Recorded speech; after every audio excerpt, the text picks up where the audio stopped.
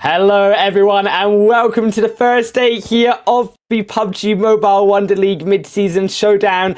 I'm Highland Wolf and it's been a long hiatus here, but I'm back on the caster desk and I'm so glad to be with you here, Neptura. How are you doing today?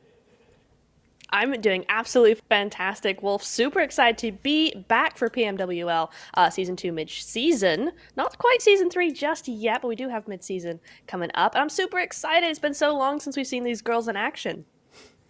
Yeah, right. It is a new season, new opportunities for these teams. We've got some of the big players that we'll talk about coming up later in the pre-show here, but we've got some new also contenders who are willing to try to go for that title. And I'm pretty excited to see how we'll shape up because it's been a while since our last season. I remember the last time I did this, Neptura, it was a good 6 months plus ago, right?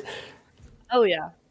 Yeah, it really was. I think it was January, February. So I'm excited to see kind of how these girls have improved a little bit. I mean, it's been at least, like you said, these 6, 8 months, something like that. So I'm going to be really looking into these strategies and seeing who's doing what, because we have had a lot of switch arounds, new girls into new teams and things like that. So I think we're in for a real treat with this one. Yeah, and I think also the format staying the same. I'm interested to see how these teams will be adapting because it's not a lot of time that these teams will have. And I think that we're looking towards especially this beginning group stage as we start off this day one. I'm curious to see how these teams have adapted in these 6 months in terms of their strategies, right? Because it's obviously been these 6 months. A lot has changed in the game. We're talking about discussions on possible Erangel changes, right? Also happening. So I think that these teams, they'll have a lot more to adapt to and they'll have more strategies maybe coming out. Yeah, I mean, as well, you've got the whole DBS meta coming through. You've got the car meta, which is becoming increasingly popular in strategies and esports in general. So I want to kind of really see how they're going to be using that against each other because, I mean, I always say this, I think the girls' teams just have such a fantastic sense of the game, and they've always got really new play you don't generally see in the main tournaments very often. So I want to see how they adapt to these new metas and new updates, as you said, and really see how they go for it. I'm looking for a lot of aggression here, Wolf. Yeah, I mean, I'm definitely looking for these teams to come out swinging. I think for these 32 teams, we've got a lot of different players to look at, and I'm hoping at least that we're going to see some of these styles adapt and teams will start to learn from each other from what we start to see in these first couple of days, because that's what I'm really excited for. Yeah, me too. I'm really, really looking forward to the next week because so much is going to change, right? This first day, I think we're going to see a lot of teams just kind of feel each other out. I always say this again. Every tournament is different. It's got different vibes, different plays. It all is slightly different. So this first week, especially this first day, I think we're going to be seeing a lot of teams just kind of feeling each other out. But it is still going to be phase one. So they don't have all that much time to get acquainted. They've really got to get going fairly quickly, Wolf. Yeah, as we alluded to earlier just now, we've got the first 4 days, which will be our phase one, our group stage, where our teams will be split into 2 groups and they'll fight against each other to get as many points as possible to move on to phase 2 this weekend, where we'll have another 2 days before hitting phase 3, and each few teams being, or a set of teams being eliminated between each phase here as we come on to the final week, 17th, 18th, on Tuesday and Wednesday to there the 23rd and 24th, our finals, where our top teams, our top women will be able to compete against each other for what will be a 7,000 total prize pool here in Neptura as well. Nothing to scoff at. No, not at all. I just love it that the women's scene is getting bigger and bigger. I mean, the prize pool every time just creeps up that little bit more. So 7 grand for these teams is absolutely fantastic. Love to see that, and it also gives them more of an impetus to really, really play for their best here. So I'm super excited here. But the map schedule for today, where we have to kind of come back to the present moment. We got 5 matches for you guys here today, and we have Erangel. Wait, all 5 are no, they're not. That is No, that's a bit of a sus right there. It will be our sort of a wrangle sandwich with Miramar there as our juice and the salad, as I like to always say, of San Hulk, which we can spice it up with a couple salad sauces there. Absolutely. But also our Love that. squad rosters here will be starting off with Galatasaray. I mean, need no introduction here, Neptura. They Mhm. are the team to be coming out as the victors of last season. And of course, Toffee, the MVP. That's going to be the scary one that I'm looking for. Oh yeah, absolutely. I think they have a lot to live up to just in within themselves, right? I think a lot of people after their performance last season, they're really going to be a lot of expectations are going to be on them. A lot of the viewers, a lot of their supporters, they're going to be ready for that same sort of performance. We might not see that out the gate, but yeah, Galatasaray have big shoes to fill, even if it is their own here, Wolf. Yeah, we got to see if they can defend their title because we've still got other teams coming in here: Brute Force, Denziback Wildcats, and Rook Dream Core. Rook Dream Core, an interesting one, but where we've seen the Rook Eternal and also DAG 77 Dream Core coming together. So I'm curious to see how they'll combine. We've got Sayonova and Bazumi from the old DAG roster, and also Rose, should I say, as well. But we've even got Sonda there being one of those Rook joining them. So have they been able to get that synergy? Because even their Sonya from Rise Divas, I think, is one of the biggest players I'll be looking at. Because Hmm. when we look at Rise Divas in the last season, they were the ones that got second place. Right. Yeah. Yeah, I think they've got again a lot to live up to. But I think they're going to be doing very well. They're very seasoned players, both Galatasaray and Rook Dream Core. All of these girls are very, very experienced players. You could say the same for actually all four on the board here. I mean, you've got Yagi and Hate Me from Brute Force, and Denise Bagant Wildcats. You got Yulem and Eddie Boudou has been here for a while. So I really like how these rosters are shaping up. There are a few changes, but overall, you've got some really strong contenders here. Yeah, I think they get Galatasaray. They've got to have that step up now coming into 6 months gap where these teams have been able to adapt, to be able to grow and be able to improve their skills right on the micro and the macro level of PUBG. And I think Mhm. Erangel, as we looked at before, will be definitely a great opportunity for some of these players to be able to prove what they've learned, especially coming out of the gate in this first game, because as we say, it's not only just these teams. We've got an absolutely stacked series in our first group of Mhm. players, all competing to set their name into the game. Yeah, absolutely. I mean, KYS Virtue. I mean, you got Kowalski, Aquarius, Delicia. Delicia was a big contender going back to season 1 and 2, if I'm remembering correctly. So she's always been a big, it was one we repeated a lot. I think her name was shouted a lot as she made her plays. So I'm looking at her specifically and the rest of the team as well. And then Bonfire, an old name going back to season 1, Mm. but with a new squad this time, it looks like. So we'll be. I'm interested to see, young blood. I'm always ready for it.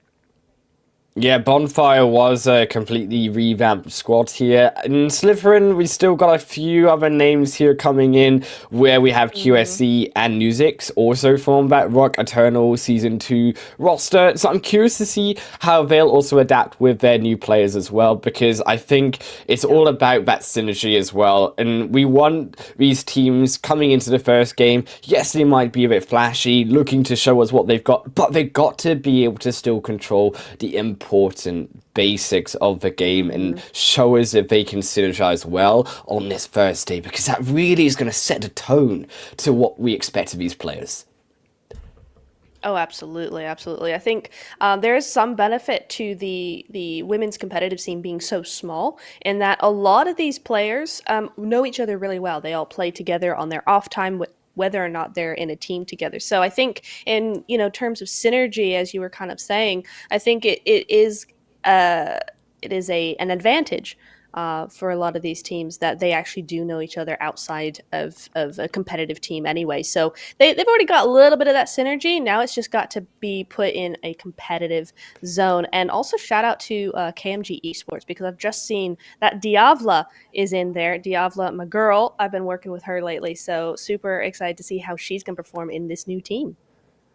Big shoes to fill for you, Neptune, then, as we go on to our Yeah. final few set of teams coming in to our first group today. And when we're looking also at these teams, you mentioned about the synergy. I think also a bit of pressure, though. And how do you feel these teams, especially considering you said you worked with a couple of these teams, you've been doing coaching. How do you think these teams are going to adapt or deal with the pressure today for this first series of matches? I think that it's gonna be kind of across the board. The kind of the same thing you see from the main tournament teams. They're all going to be kind of feeling each other out. There's going to be a little bit of that pressure. I would really hope that the more experienced players on these teams would really show the younger teams or younger players rather the ropes and kind of get them on the same page at least. I think there's going to be a lot of feeling out today, a lot of feelers being put out there. You might see a few more hesitant plays. You might see some bigger teams going out a little early depending on their play style. And then by tomorrow, I think we should be all good to go and teams should really start playing on their best behavior.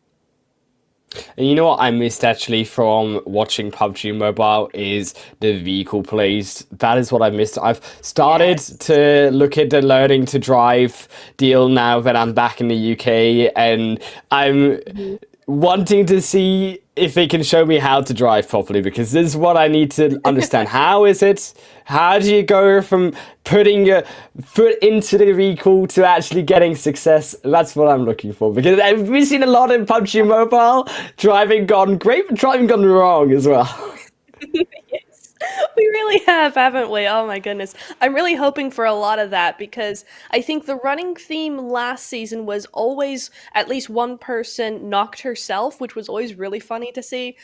This time I need car accidents. That'd be really funny to make that the running theme of this game, of this event rather. But honestly, I think with the car meta, I think we're going to be seeing a lot more vehicle action, coming in into the end game, especially. And that's what I love to see because it means aggression, it means timing, it means forward thinking. And that's all staples of what this game is all about. So to succeed, you need the car meta. So please, girlies, use it. It's really fun. It's fun to watch. Yeah. And as well as a car meta, right? Also, that leads into a change in the rotational meta and how we adapt coming Yeah. into those later rotations. I'm interested to see, are these teams going to still look to stay towards the edge of those zones, rotate in later, and use those vehicles, of course, as that blockade in potentially those more flat, open end games? Or are we going to see teams look to try to rush into that center early? Because it's been a while, as I said, since I've been able to watch PUBG Mobile. So I'm actually curious myself, how is it going to change? What are we going to see now 6 months on? Right. Yeah. It's going to be interesting. It really is. I want to see them adapt to how they prefer to play in the sense that, sometimes a lot of the time you'll see teams move to the edge only because that's where they can go. And a lot of that is due to bad timing and rotations and things like that. And it's all those little mistakes that end up putting you in a place, in a part of the zone that you really don't want to be in, especially if you're going to try using that car meta. As you said, it changes those rotations coming in. You want to make sure that those teams, that those cars are available to you, that you're not getting shot at, lazy rotations that put your cars in, all that sort of stuff. So it really goes back all the way to the beginning of the game to where you want to set up these things. As we're setting up right now, Wolf, into game and a wrangle number 1. Let's go. Yeah, and I think a really great playing path to start these teams off as well. We've got a very even split. These teams should have really no excuse for going to where they want to go. We've got access down to sort of Norfolk Island, but also up towards the outskirts to the east, the west, and northern side. And I'm curious then to see if we start to see in this early game teams maybe dropping on top of each other, because as we said, it's the first game, teams are feeling each other out, but they might not have been able to understand fully if they get contested in this early game. And you can start to see some teams getting close together as we look at Galatasaray and what they can do. You've got down to the south also on the side of a few teams looking to maybe make that rotation, especially in with that zone. Yeah, I think now Galatasaray have got to be very careful right off the bat. You're going to have a lot of teams coming in from school, from Rosshawk, all those sorts of areas, as well as the Wildcats. Now, the Wildcats going straight back to their original spot. That has not changed since the beginning of Season 2. So, again, they're going to have to defend that fairly well as. But honestly, we're seeing, again, as I kind of expected from the first game of the first day, we're seeing a very passive sort of approach to game one. I do see they probably could have done some hot dropping and done all that. That would have been equally first day vibes. But they're going passive this time around. You're seeing a lot more of just kind of like, you know what, we'll just keep to ourselves. You know, we're good. Except for perhaps it's not Sandhawk, isn't it? That's not Severny. There we go. That's the actual name of the town. It kind of looked like there were two teams up there, Goat and maybe KMG, but I'm not entirely certain about that. Yeah, and I also see some singular players dropping away from their teams, so I'll be curious at how they use their location on their own, being careful, being mindful, of course, of the teams around them and their vulnerability by using also the information that they're gathering on how best to rotate into this zone, because realistically you're looking at the northwestern side, those bridges from the cities coming in, teams looking to maybe control those choke points, but also I liked actually what Pain did moving down into the ferry pier earlier on here for Pain Ladies, because I think that was really crucial for them to avoid those southern rotations equally from those teams in on the eastern end. Absolutely. But I did see in the kill feed, Wolf, we got one down from KMG, so there is an actual hot drop in Severny. I don't know why Severny ends up being the hot drops, place. I don't understand that, because there's not as much loot up there as, you generally see on a competitive Erangel match. So I'm not sure why they insist on hot dropping Severny, but there you go. There are two teams up there, but they look like they've gotten the res back up and running, so we're all good on that front. No players lost just yet, which is fairly good because, we've only got, we're only in 3 minutes into the game. Who is this? NTX. Okay, so not Go, NTX. Yeah, NTX up towards this north side, as you said, KMG are there. It looked also like KMG, we could see on the map earlier on, that they were maybe making this more southern rotation with one of their players, maybe looking to wrap around and create that pincer point onto NTX from two different angles. I would be curious to see if they can pull that off, but NTX, they do look like they've got that separation, they've still got that control. I don't imagine too much should come out of these two teams, because they are still quite far away from the zone. They will naturally also want to make sure and be mindful of that they want to get back in towards the edge of this zone too. They will indeed. Yeah, it's going to be interesting to see which kind of side they rotate on. Are they going to end up going their separate ways? It looks like KMG have got a head start and gone, you know what, this isn't worth it. We've got a little bit of loot. Now we just need to move on and go our ways. Yeah, because it does look like Sagita was the one that went down. Yeah, now seems like a good time to just get out of there. You know what? First game, you don't need to take the fight. Just let them have Severny. You could always hit back harder another day, or they may just decide, you know what, Severny's not all that's cracked up to be anyway. We're just going to go elsewhere. Yeah, and I think down towards Rosshawk, I mean, you could equally, as we said, go towards that Georgia Pole Bridge side, where there are a few teams. You mentioned, obviously, Wildcats being there and loving to continue to drop down on that Georgia Pole City. But I think they maybe just take it slow, look at these shorter buildings or so, take it into a slow rotation beginning to the edge of the zone. We saw that kind of pop around the edge of ruins just past Rosshawk itself, and I think that they will be able to avoid a lot of the teams for now. I think staying together though is crucial, because KMG, as they make these vehicle rotations in, I don't want them to be losing players, going too wide and then not being able to recover. If they lose one or two players, it gets a lot harder to rotate into that zone coming in later into the game.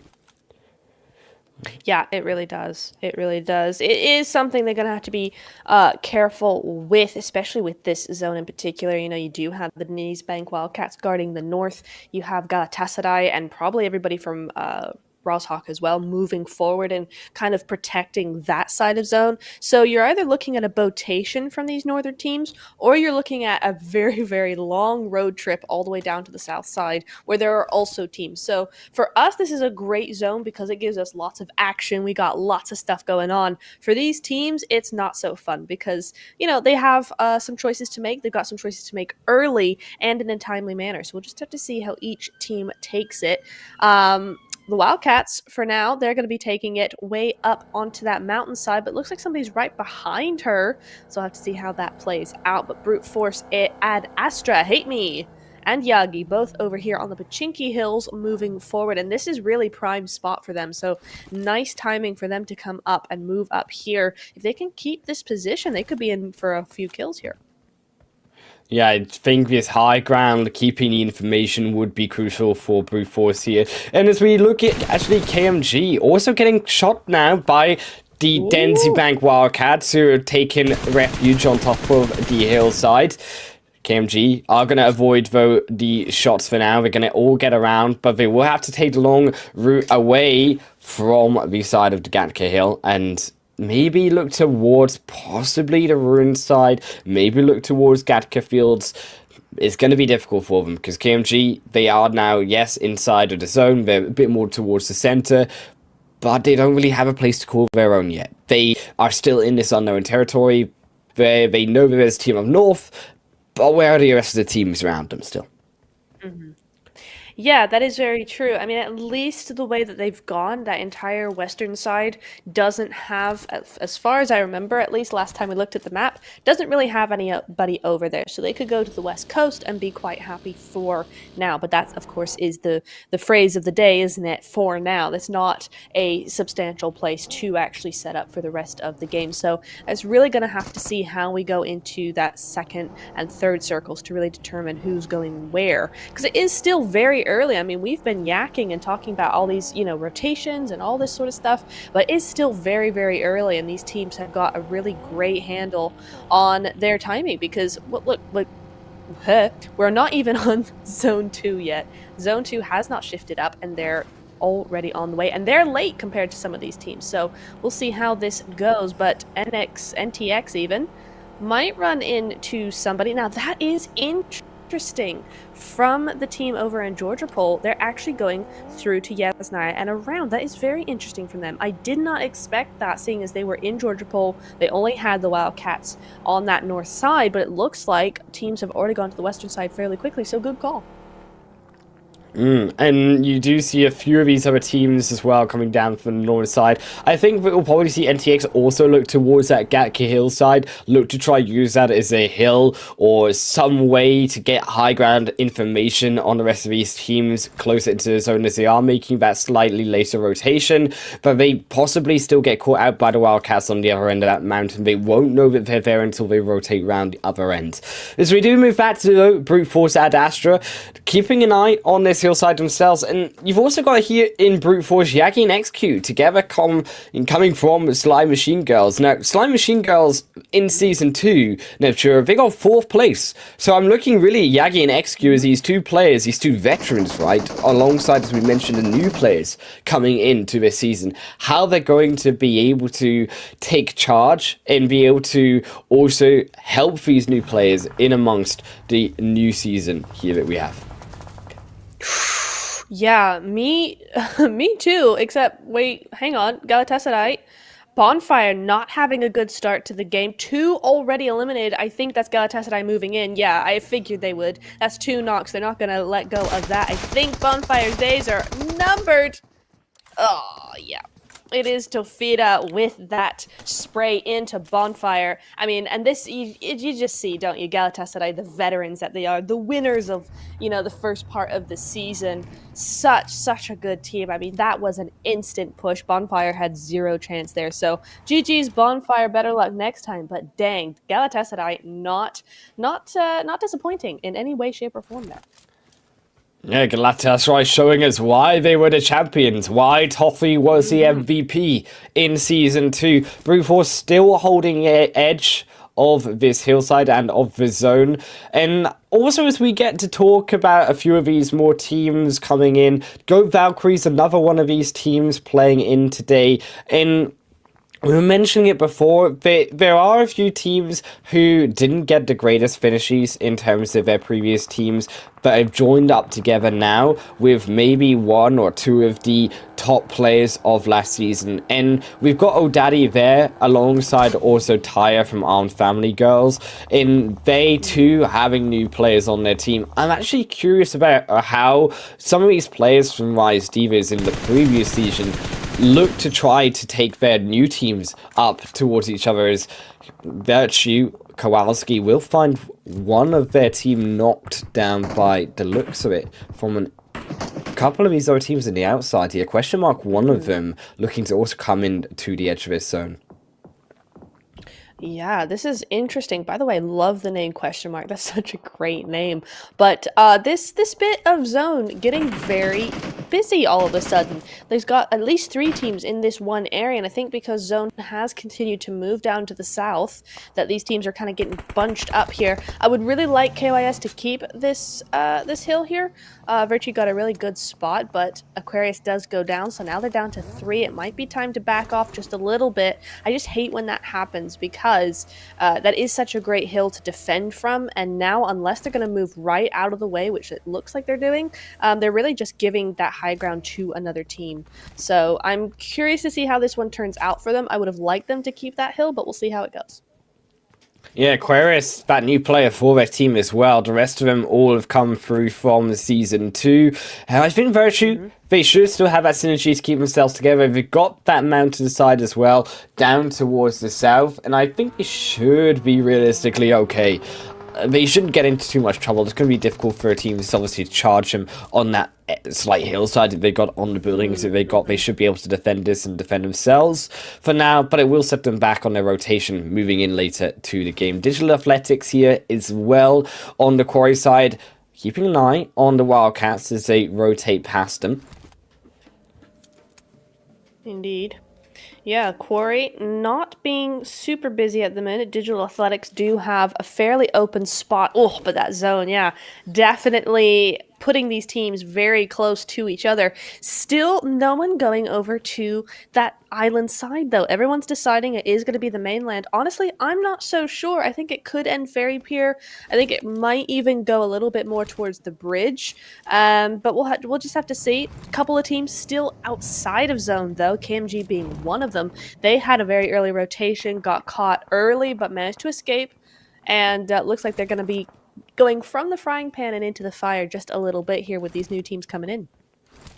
Yeah, and that shift as well from the more western side back onto the east of that zone, going to ping pong a few of these teams back into the zone quite quickly because of the way it's decided to shift 50-50. These teams want to have a position around the edge of that bridge, be able to rotate, or have an access point on the ocean side through to that Sofnovka South Island if need be, because it is still up in the air of where this final zone will go. And that is why I think we might see some more fighting of these teams coming into this next phase and into stage 3.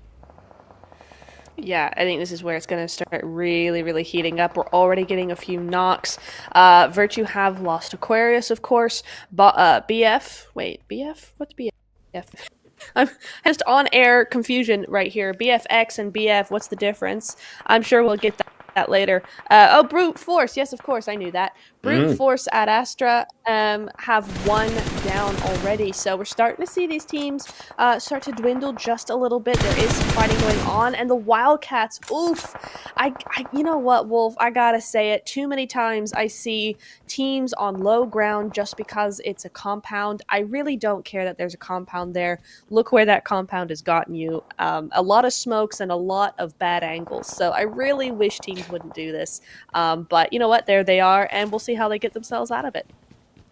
Yeah, I mean, it's effectively put themselves in between two hillsides, right? Yes, they've got a hill behind them on one angle to move closer into a zone. That zone has looked like it's shifted maybe towards that South Island by the looks of it as well. KMG coming in, it means it tempts back Wildcats. They realistically need to move up past the scorer side and into the zone and avoid this fight, because that did look like a big shift for them. Now 850 odd meters or so away from that next phase. That's crazy.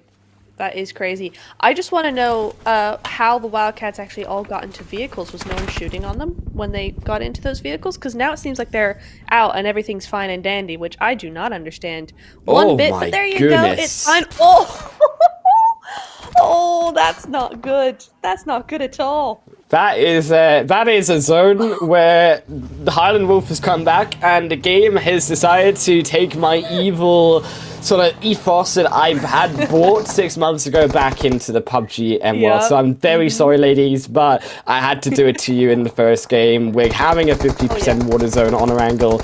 I love the South Island, though. Everyone should know it by this point. And I think this position on the South Island, particularly here, for MIR, it's going to be so beautiful if they can hold it. But the problem is that they didn't hold the backside. They're too focused on these rotational teams, or these rotations from teams coming in across the water, that now you've got the side of Go Valkyries, Oh Daddy, the squad that we talked about, now leading their way in behind them. This beautiful position from Gristo, firing down onto them in Mir Esports. It really just doesn't look great. You've split two of your members away from the fight. Now they can start to focus on the solo, the grenade even from Gristo, to deny them coming back up towards the fight itself. Oh no, and now Rook at the back as well, so Goat's now getting sandwiched. It's just a sandwich, I gotta say. Well, this side of zone of the island is fantastic. It's great, but it's such a pain for these poor teams. Question mark now getting shot at. Gristo's got a great position here, I gotta say, but now two of her team are down.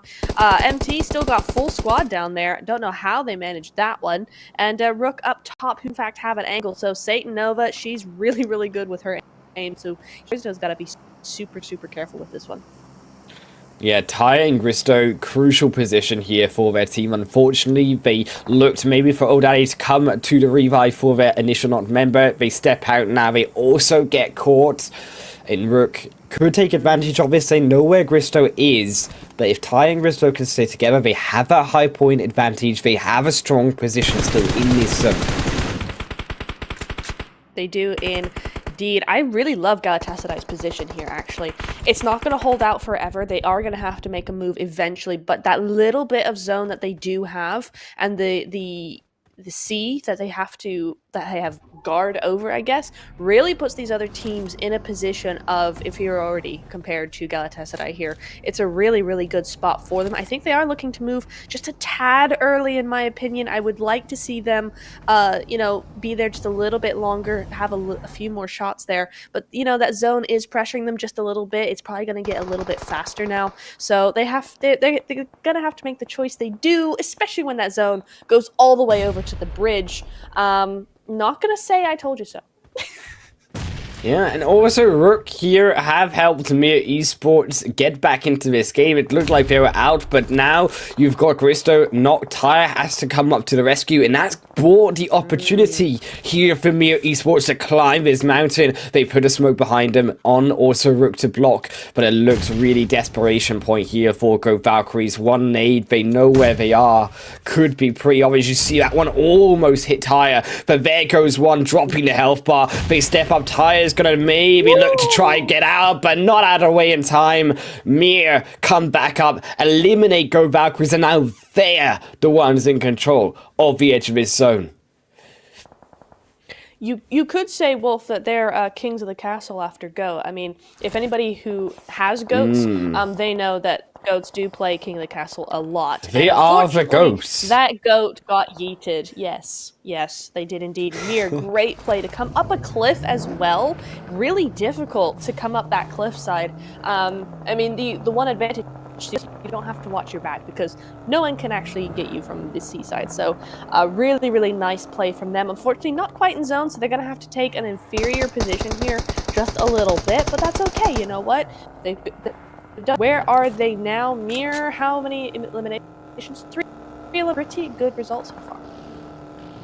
Yeah, I would have also liked question mark here to be a little bit more up towards the edge of that hillside. I think they could really have taken advantage as their zone shifted back towards them, right, of these teams now having to come down into that inferior position, where I think question mark are playing very defensive, and it will keep them alive, but you still got now this problem of where they're going to come into this inferior position. They are going to now have the buildings for security. You didn't catch them on that rotation, and now they are at a closer point where you can start to move forwards towards you, separate out easier to attack you later on in this phase 4, phase 5 stage.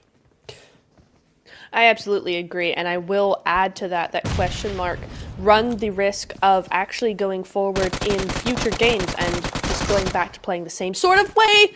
But Sonya, experienced, getting into KMG Wolf. Oh, done, dusted. KMG out. I was not expecting them to go out this early, but Rook Dreamcore showing them who is boss indeed right before getting into zone. But they're not done yet, because now even more formidable Galatasaray right behind them. And Galatasaray, though, they do look like they're in trouble. They're just coming up. They need that extra player on Galatasaray to be able to save them, and they will be able to manage it for now. It's behind shots. Rose trying to snipe down into the blue, but they cannot find anyone to share. Only one knock for now. And it looks like Galatasaray might just be the end of them in this first game. They are injured, but they are alive barely. Only, though, kicking on the edge of life. Digital Athletics as well, on the edge. Now got back up onto the land. Question mark still keeping defensive, though. And this is great for Digital Athletics. It's going to buy them this opportunity to potentially continue to wrap through, but they need to be fast because Wildcats are coming onto the shore too. Yeah, I'm just in shock at how many teams just went out there. I mean, I suppose the zone's doing its work, but that was a lot of teams all of a sudden. We went from 14 teams alive to just 9 now. Galatasaray, Rook, MIR, TPAS, messed that one up, BF, question mark, Wildcats, Digital Athletics, and KYS Virtue. I mean, all 9 of those doing fairly well so far. TPES, only a solo though, but for the most part, we got some at least 3 strong teams, but here we go. We said it, didn't we, Wolf? Question mark, now in trouble. Yeah, and they've also expended a lot of that utility as well, Neptune. Look at all of the smokes that they put down already. They're not going to have that for later on, and this zone looks like it could slow down a little bit towards this end game. In KYS, they've still got vehicles here, crucially. We talked about it at the start of today. That will be a crucial point getting into these more open zones. It's gone down towards the shoreline. You've not really got that much of a blockade, but I think KYS, if they can start here Virtue moving around onto those buildings, you can see with the sandbags, they start to have an entrance into question mark. They really do. I'm hoping that Brute Force actually used that hill before having to move in. The zone may stop that from happening, but I would love it if Brute Force would actually just use that hill, spray down, and then move in. But I don't know that they're really going to be able to do that, as we do lose TPES, and now question mark is starting to feel the heat. We got all kinds of stuff going on here because it's so open, and you're right, question mark, using all those smokes here might just prove their undoing as the zone continues to move to that open ground and straight onto MIR. Toffee, MVP of last season, raining it down on the nades, but getting caught out here, has to jump back into the blue, has only a sliver of that rock left to protect them. They've still got a couple players here. Also, Lara on the outskirts. They have opportunities to split as KYS Virtue. Unfortunately, question mark, they now come out of hiding and they eliminate them through. Also, Rook will join them. Now down to our final 5. I'm sorry, how did question mark survive that? There's no way they should have survived that. Hello? With 6 eliminations, you're telling me they had a beach position and they won that? Alright, kudos. Big kudos there. They're still in it to win it potentially here. Galatasaray taking shots across the way. Of course, this is what they're known for. Galatasaray with that long-range spray, stopping everybody and everything from coming into that zone themselves. But no, Torpedo not doing enough to conceal herself, but honestly, I gotta say, this team, MIR, doing their work really, really well. 8 eliminations. The zone keeps going to that compound. They've Oh got all yeah. these angles locked down. Exactly, and MIR Esports, they look like this is their game to win. They just have to control the final invade of these teams. Question mark coming in, they take down Ali, they're looking to take down the second, they're coming round on the opposite end, but so are these other teams too. Can MIR defend themselves? Question mark. It might just be the end of them, as also they will fall to Digital Athletics. They take each other out. MIR only now them versus here Brute Force Ad Astra, but there is no way for realistically Brute Force to get into this zone. They have no vehicle. They have the open ground to make it to the zone.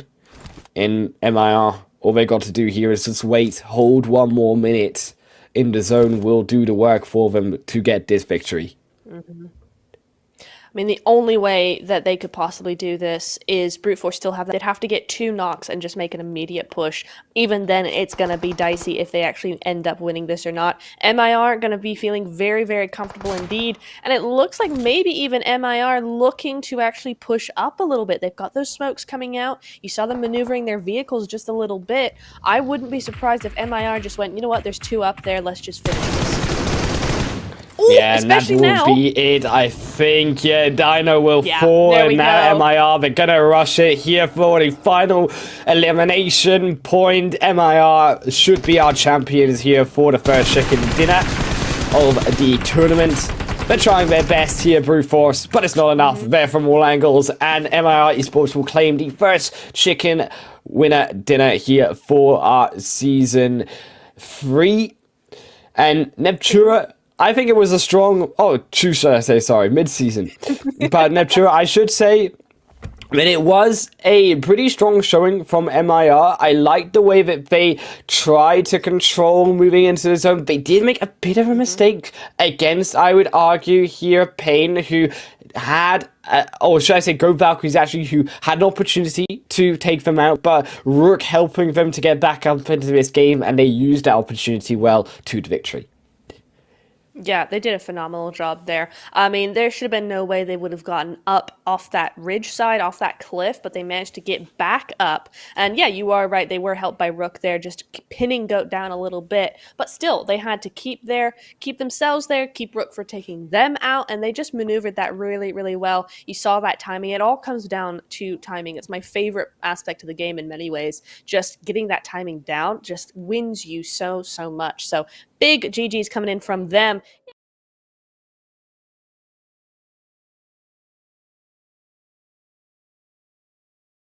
15 eliminations by this team. What a great, solid performance for their first game.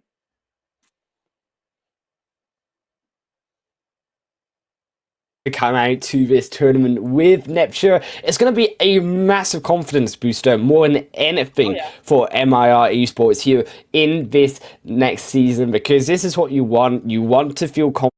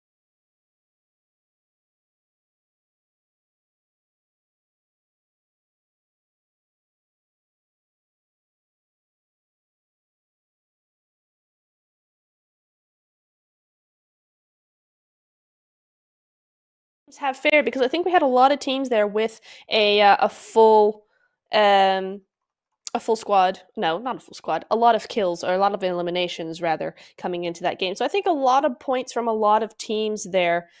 So should be interesting to see how this first game shapes up those leaderboards initially. But you know what? You're right.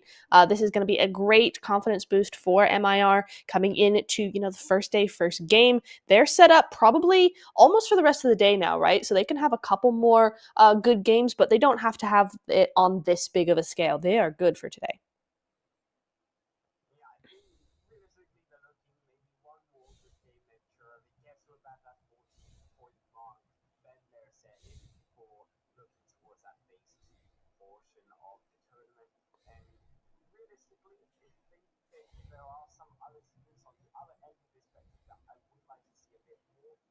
Mm-hmm.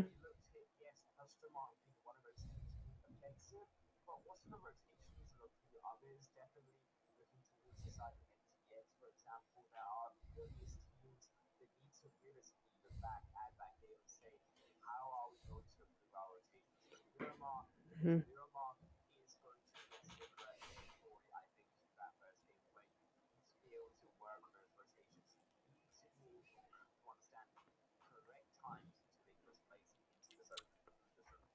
Oh yeah, especially on Miramar, where I think a lot of people don't really think about the terrain of Miramar, how bumpy it actually is, and how much slower that makes your rotation. So we're going to be really, hopefully, looking for some quicker rotations on a lot of these girls' parts here, just to make up for that slow going on Miramar. But back to Erangel, match ranking 25 points total. But you know what? GS coming in with 12, and nope, that's Galatasaray and question mark.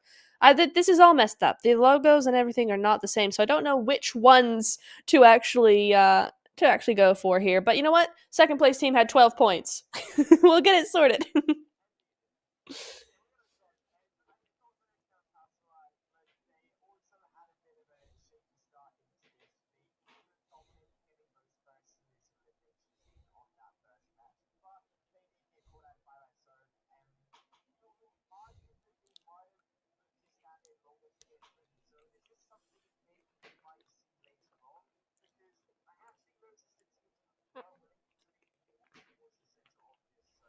Mhm.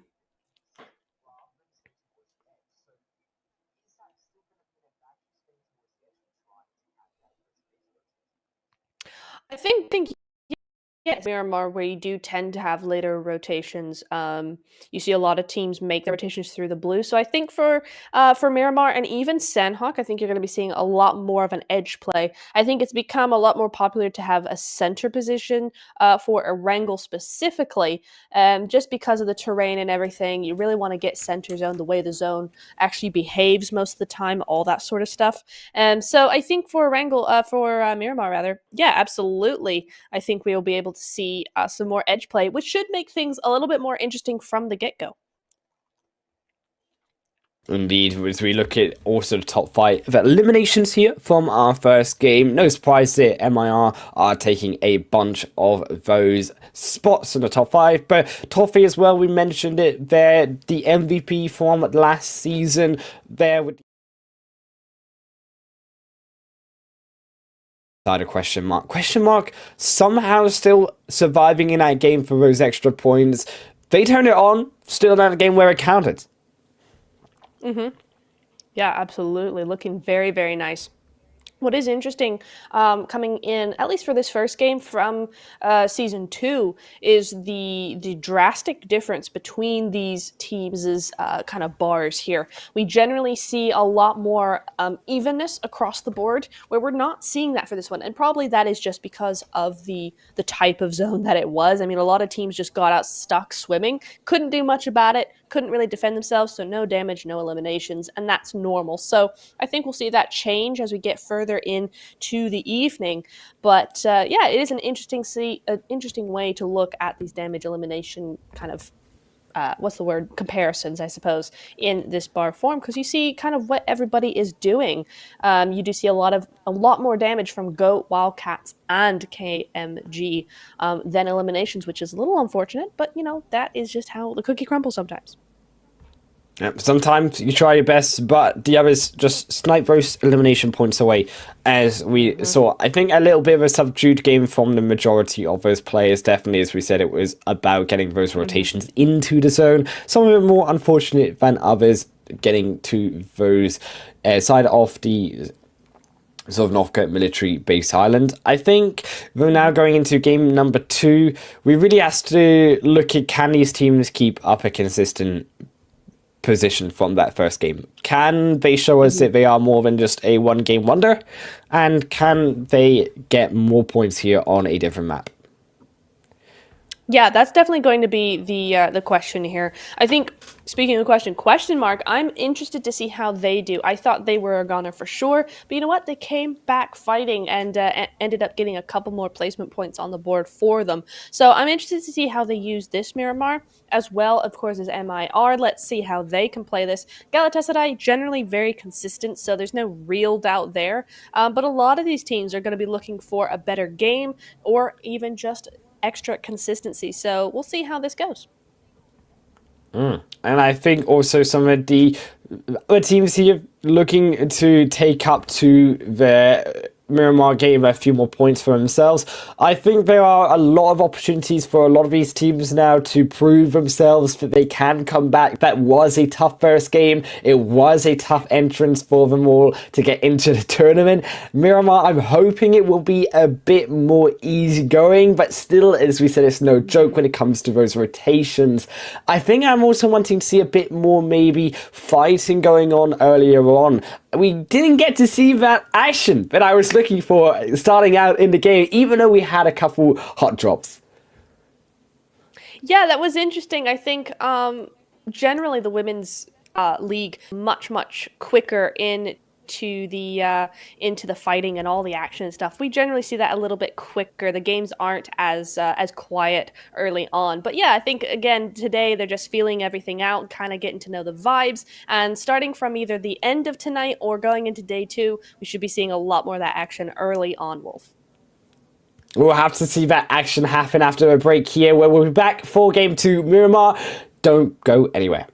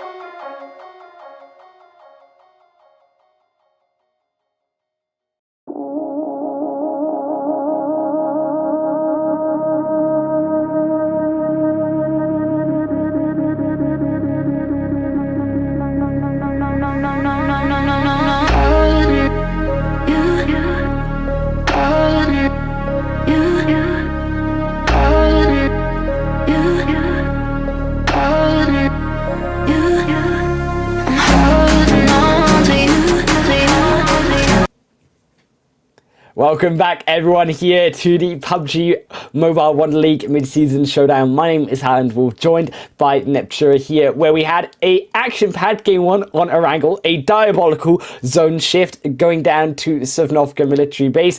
But now we are here for game 2, the first of Miramar. Neptura, can MIR Esports keep that streak running? They had a good first game. Is it possible for game number 2?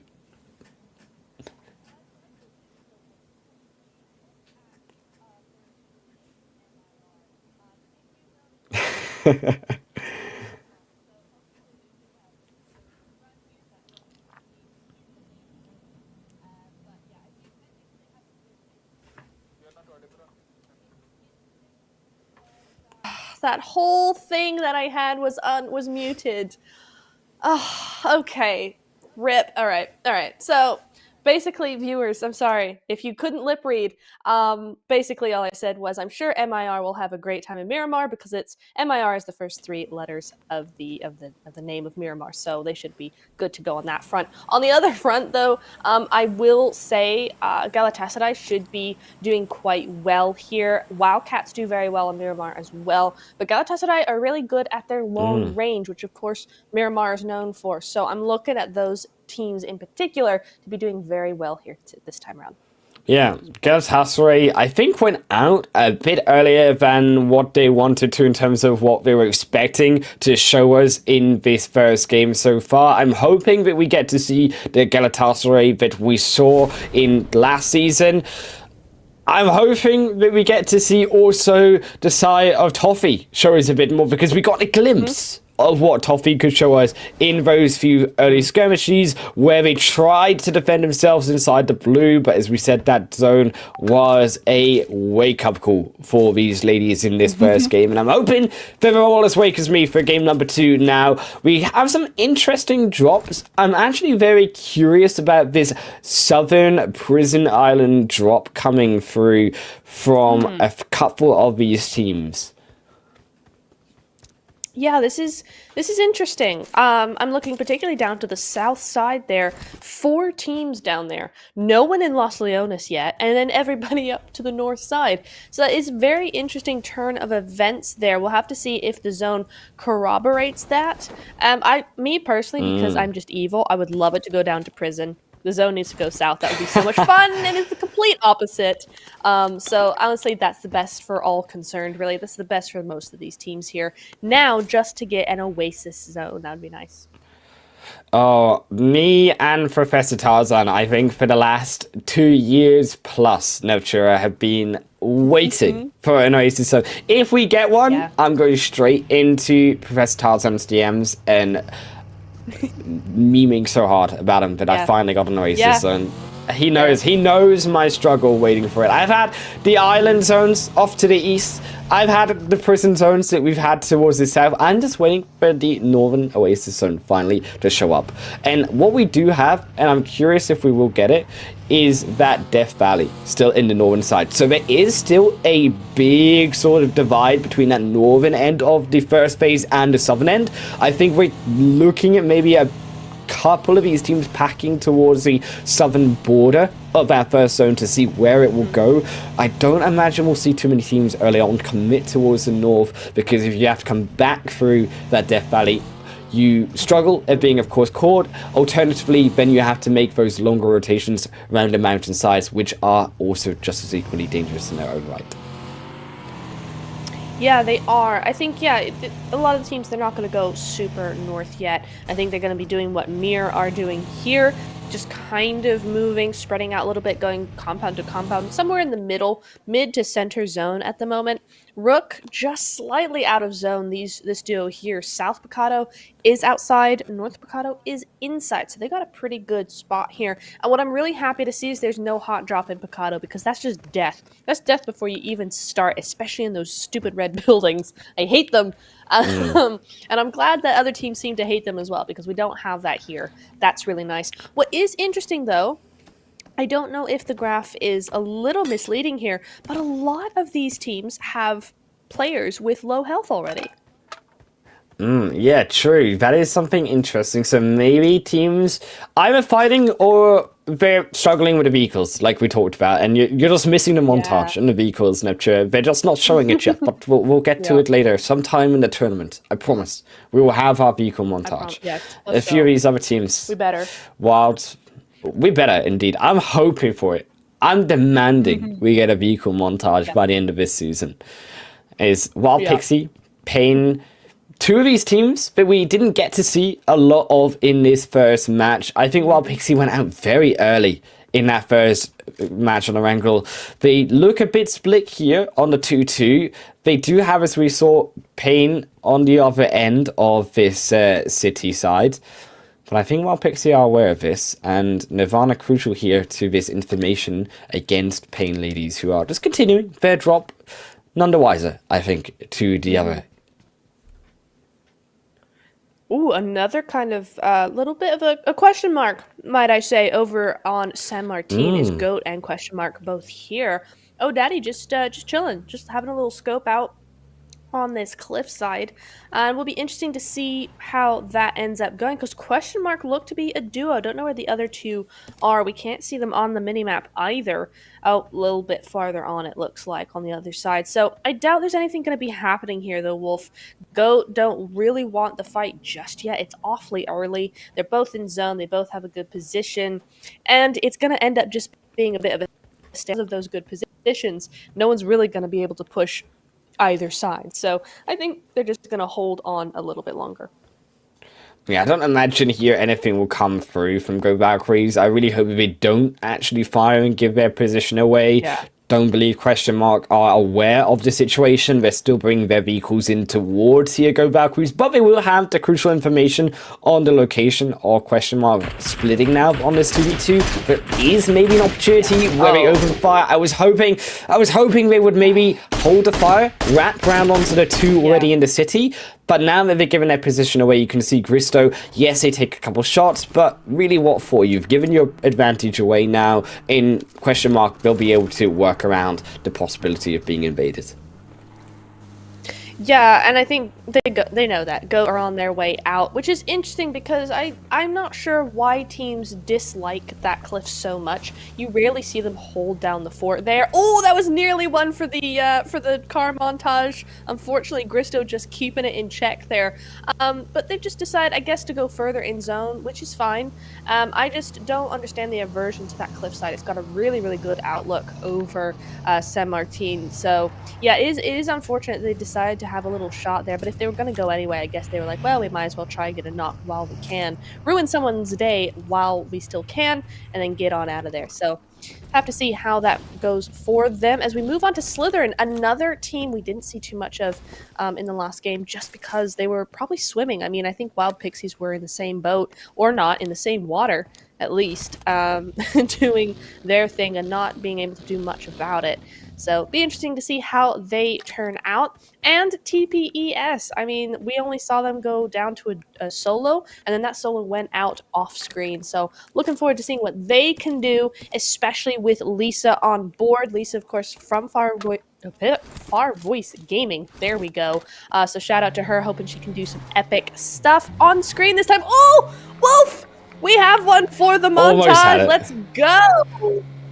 Well, yeah, almost, but the only sad part is, yeah, but they don't blow the vehicle up. Okay, I'm waiting for the vehicle to be blown up. I've seen paragliders into trees in top tier PUBG. I've seen several car crashes. In fact, the curious thing is that I've been able to gather is the higher the level of the tournament, Natura, is the more likely you are to have car crashes. I don't know what it is, but the higher you go up, the more often it happens. They're great at driving in the lower levels.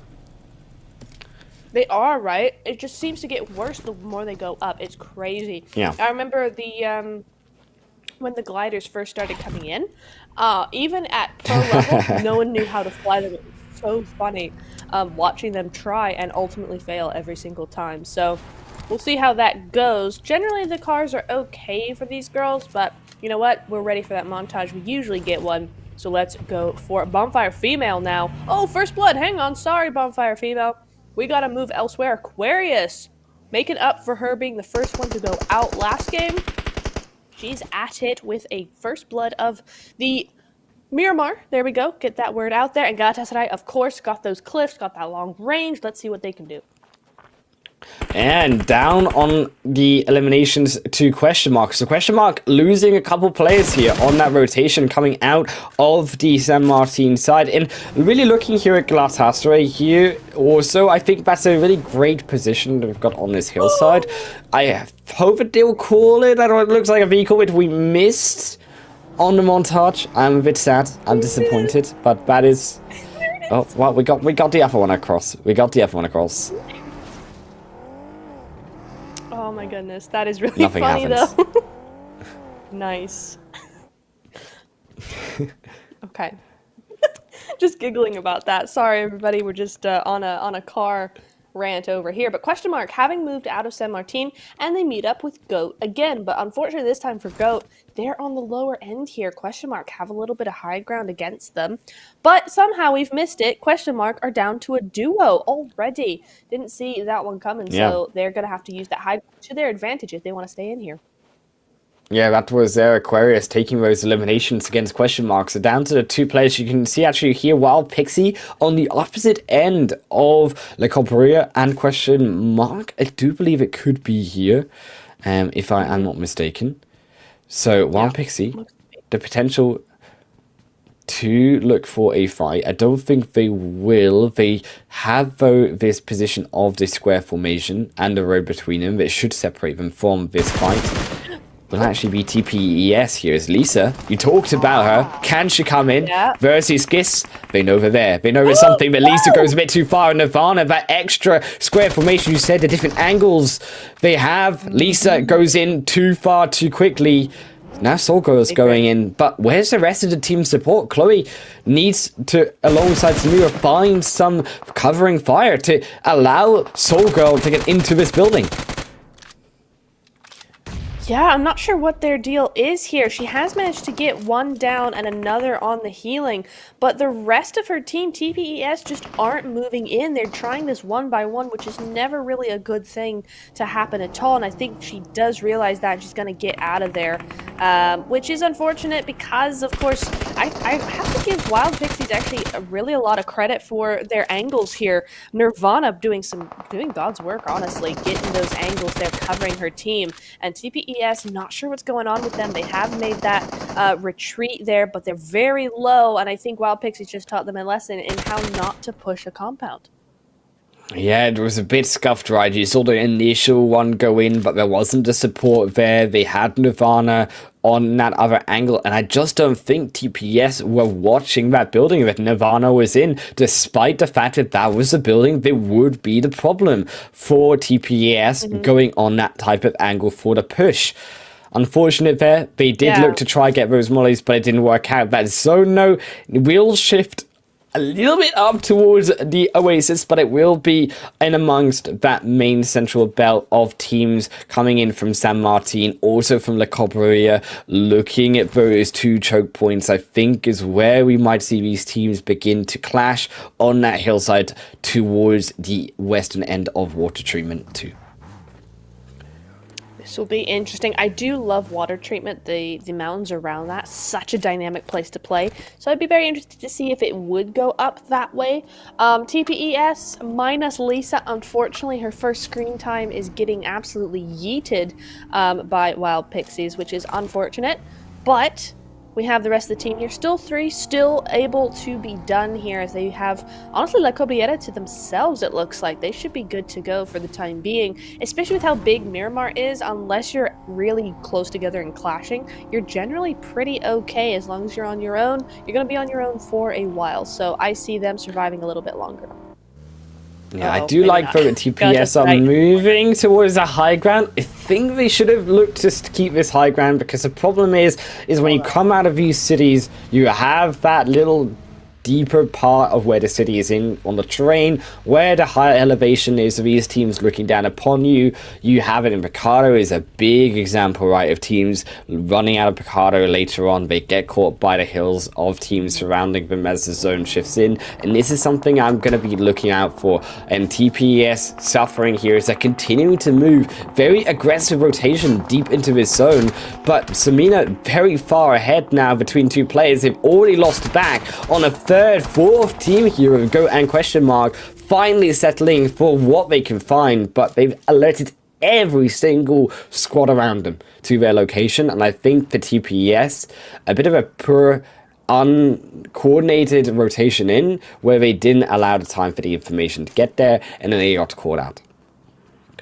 Yeah, I mean, that's just the worst possible luck for them. I feel really bad because I think there's only one place in the zone that has 4 teams all in a nice little square on different high grounds, and they've just managed to find it. So, yeah, definitely a lack of information coming in there, which would have been fairly to grab, but instead, you know, one of those teams grabs another player, so TPES down to a duo again, but you know what, Question Mark as well down to a duo, but they've got the high ground. That's just the difference between having information and not. You can choose where you're going to go, you get there early, and you should be all. So we'll see how they end. Wild Pixies, though, did their job, and they have still a full squad up and running, but hard to tell. Up here, the terrain is also similar. It's hard to tell exactly where on the map these teams are.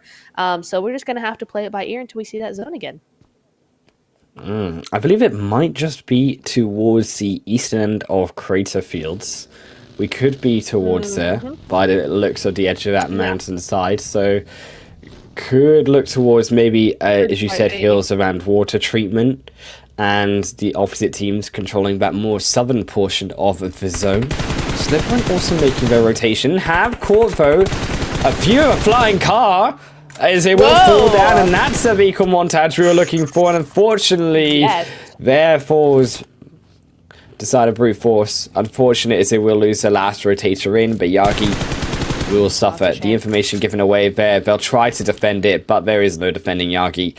They aren't going to try it anyways, though. Wrapping around here, and the blue zone as well actually could cause a problem here for Slytherin coming into the zone, and I think Brute Force realize this, and they're going to try to hold this position, keep Yagi alive, and draw them in with the blue zone behind. Oh, I tell you what, I really like this. Sorry, not Bonfire, is it? It's, help. I keep forgetting the names. Oh, Brute Force? Brute Force. No, Brute Force. Yes, I keep forgetting. Sorry. Yeah, no, it's really, really nicely done from Brute Force here. But unfortunately, a beautiful nade from Lunasic is not going to play into their hand very well here. Brute Force losing 2 instead of the 1. I honestly have to give kudos to them, though. Pew Pew on her last legs there for Slytherin. Going to have to keep the attention away. Ooh, another punch coming in. All happening, Wolf. Oh my goodness, but another one goes down. All of a sudden, it's just Lunasic and her teammate just down to now. But I love this from Brute Force. They've done such a good job here. Oh, and Hamey finds the third as well. It's a absolute montage on the south side of the island, of the hillside, but finally Hamey will fall down. Where is the rest of their team? Hamey has bought so much time against Slytherin, but they've decided here to abandon Hamey. They're gonna lose, I think, at least really one of these players. Could they get both back? Actually, I believe they might be able to just as Pew Pew. Can they get them on the edge of stage 2? The blue zone isn't that dreadful. But the problem is, look at the position. Look at the terrain. Brute Force, they're coming back with the numbers. They've also got the revives coming in. And they've now got the high ground. Because Falca has decided to move down. This is absolutely beautiful from Brute Force. I love this. Slytherin have done well, but unfortunately I think they've just played right into Brute Force's hand. Pew Pew goes down again. As you said, now it's a 3v2 on that low ground. They have her surrounded. It is done. Night-night. Sleepy time for Slytherin, going back into whatever snake hole they came from. Slytherin not having a good day out in the sun for this Miramar Bonfire, doing incredible work there. I really, really love that fight. And now comes in the next series of teams coming closer together. NTX Lady and also Rook. Rook Dreamcore looking to try keep an eye on NTX as they edge forward to the edge of this compound. They have controls over to the opposite mountain side. But I don't think NTX. Maybe we find one. Also, pop shots around. MIR also continuing to loot up. To head back though to Slytherin, I wanted to mention, I think actually it would have been better if Slytherin, that solo player, had just decided to leave the fight. I think it would have been better to play for the positional points coming later to that zone, because as we said, Brute Force were down, right? Brute Force did have less numbers at that one point in the game, on the fight. Yeah, they did. Yeah, they did, and I think Brute Force. Sorry, I keep saying Bonfire. Brute Force. No, they played that very well. Slytherin, yeah, I think you're right there. Slytherin should have continued on that ridge and really made sure that they were going to keep that ridge and stop that push from happening, or should have just abandoned their teammate and moved elsewhere, just gone, just left it. Let Brute Force do that what they want to do, or just move into zone and then try and do a little bit of a gatekeep with them. But, you know, as it stands, that's not what happened. They did get one elimination, so that's not too bad on the board, even if it's one. So, yeah, how they move into Sandhawk after what their kind of strategy is going to be when it goes with those kinds of ridges and words don't come easy to me at the moment. So there's that. It's okay, I got you here, Nature. I'm on the other end of the caster desk for you to support in the words. Thanks. It's I appreciate it. the words, we will find them together. It's okay. NTX Lady also still on the square formation on this compound. The only problem is though now, you see the team behind them, right? There are a few other squads looking at these higher compounds, looking for the high ground vision, the security that the buildings bring. And Pain Ladies, by the way, this huge mountainside that they have been able to control for themselves. A fantastic position on the edge of the zone, but they are betting that that zone stays with them, because if that zone leaves them, going down from that mountain with MIR, a team that we know what they can do given the opportunity already, who can shoot down on them coming on the edge of that mountain, that's a scary thought if that zone disappears from them. Yeah, it really is. Honestly, that that cliff was so high, you almost get kind of a fear of heights, right? That fear kicks in, even in game. That is just a horrendous drop down there. Great viewpoint, but yeah, you do not want the zone moving away from that.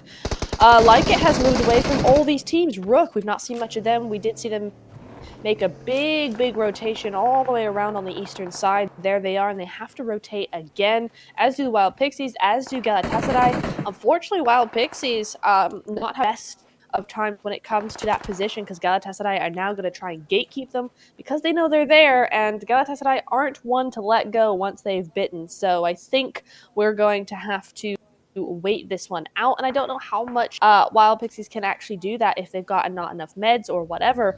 That smoke's coming in, that kind of signifies to me that they don't have many meds.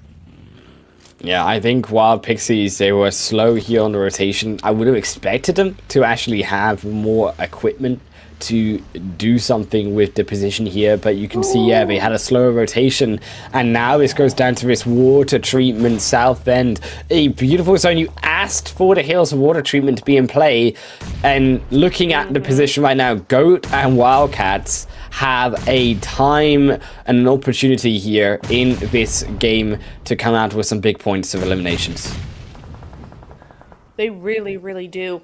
I'm going to be very cautious about GOAT just very quickly. They got a lot of teams on their back. But NTX Lady over here going up against KMG. We'll have to see how this one goes. I don't recognize many of these players from NXT, so it's a new team to me. Oh, the backstab, though. The double not coming in from Oslam. Great spray coming in there. Now it's just Javla up against 3 here. Let she do it, Wolf. I don't know if they can. They got the hillside to themselves. They are 2 knocked on the other end. The smoke is there. Galatasaray as well, making their way around on their own. Breach into the building. Question mark. Only 2 players remaining from their earlier skirmish at the beginning of this game. Toffee hearing out for the footsteps. Listening where to throw the grenades. In onto the right building. They go. Knocks almost grenade back into themselves by the looks of it. Toffee straight back out of the building. We'll be able to look slowly for question mark. We should be able to find it. It was the end of KMG Esports, I believe, who will fall. Yes, it was. And they don't get any elimination points. NTX Lady also making their way a dive down into water treatment. Galatasaray understanding, I think, crucially here that yes, question mark are there, but they aren't the priority in this match. They need to get into that zone. Do indeed. Oh, yeah, interesting from Galatasaray, but unfortunately, you know, the Pixies could be going, oh great, they're going not very far. I have to warn you, not very far indeed. They got that 2-2 split going. They're looking for GOAT. They're looking for Wild Pixies, and they're also looking for question mark still in zone there, but the zone continues to move up to very open ground here. Yeah, that is going to be Wild Pixies leaving the building as well, and MIR also feeling a little bit of pain here, as our Pain feeling pain over here with 3 down now. Galatasaray only got 2 eliminations on the board. Yet that is going to be Pain going on out. I'm not sure who to, though. Yeah, I mean, Galatasaray, meanwhile, is trying to gatekeep away question mark. The nades now coming through from question mark themselves. They don't quite find the one. They've lost 2 in question mark. They might fall down here still, but they're going to take Galatasaray with them, looking to run them down. Toffee's going in on the action, looking for the spray. Can they find it? No, they cannot in question mark. They managed to pull off the 2 versus 4. They get their way closer to a better position in this game, but it's really down to the Bank Wildcats here. Neptune are the only ones on pound, the ones with the hill in this phase 5 zone, when the zone is now starting to heat up even faster, closing in, speeding up the point of this game. I am in shock, Wolf. That was incredible. I thought Galatasaray did that super duper well with that car moving in like that, and yet question mark holding off arguably the best teams in the region, in Europe, and they just held them off as a duo. Just said, no, not today. Get back from where you came from, whatever. Go back to lobby. Yeah, and they did it. It was fantastic. 5 eliminations as a duo. That's cool stuff, but we got to move on at some point. NTX versus who is this? Oh yeah, Bonfire, and I did get that right this time. It is Bon. Looking very nice in DB.